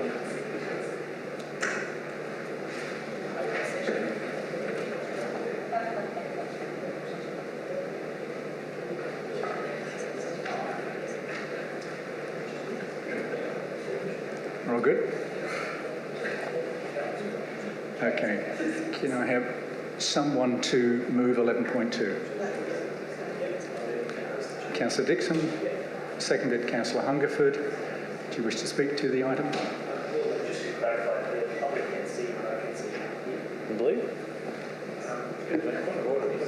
When you come out of the committee, isn't the chairman supposed to say whilst in committee we discussed the following? That's what we've generally done in the past. How far in the past? Since I've been there. Anyway. Please. It's all part of, yeah. being open and disclosure things, explaining to the people why we were in committee. Yeah, we did that at the beginning as to why we had to go into confidential.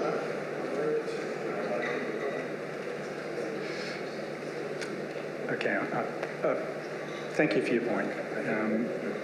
We'll take that up. Yep. So I'm just clarifying through the chair that what I can see here, the public are aware of. They can see that. Yep. Okay. So I obviously can't talk too much specifically about what was discussed, but it's a significant move for the Maroochydore area in terms of planning for that locality. Very exciting, having seen plans here today, and very much look forward to the community engagement that will come with the future planning for this corridor in the area. So exciting, and I think the local councillors in the area should be very impressed with the work that our staff have done on this project. Thank you, Councillor Dixon. Any other speakers? If there are no other speakers, we'll put item 11.2 to the vote. All those in favour of the officer recommendation? That is unanimous for people in the chambers. And we'll now move on to item 11.3. And we're just recalling Councillor O'Prey after this. Right. Yep.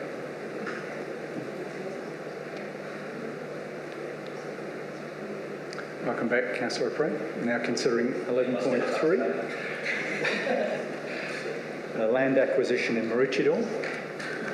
We will note that the reasons for going into confidential were made public at the beginning of the confidential session. But we're now in open session to consider the vote on that item. So it's 11.3. Would somebody care to move 11.3? Thank you, Councillor O'Prey. Councillor Hungerford to second. Would you care to speak to the item? Yes, to be very brief, very strategic purchase and one that I'm very supportive of and for the benefit of the Greater Maroochydore region. Thank you very much, Councillor O'Prey. Any other comments or speakers or questions? Appears not. So no need to close. Thank you very much. So we'll put the item 11.3 to the vote. All those in favour, please indicate. That's unanimous. Thank you very much, councillors. That concludes 11.3, and I believe it concludes this ordinary meeting of the 22nd of September.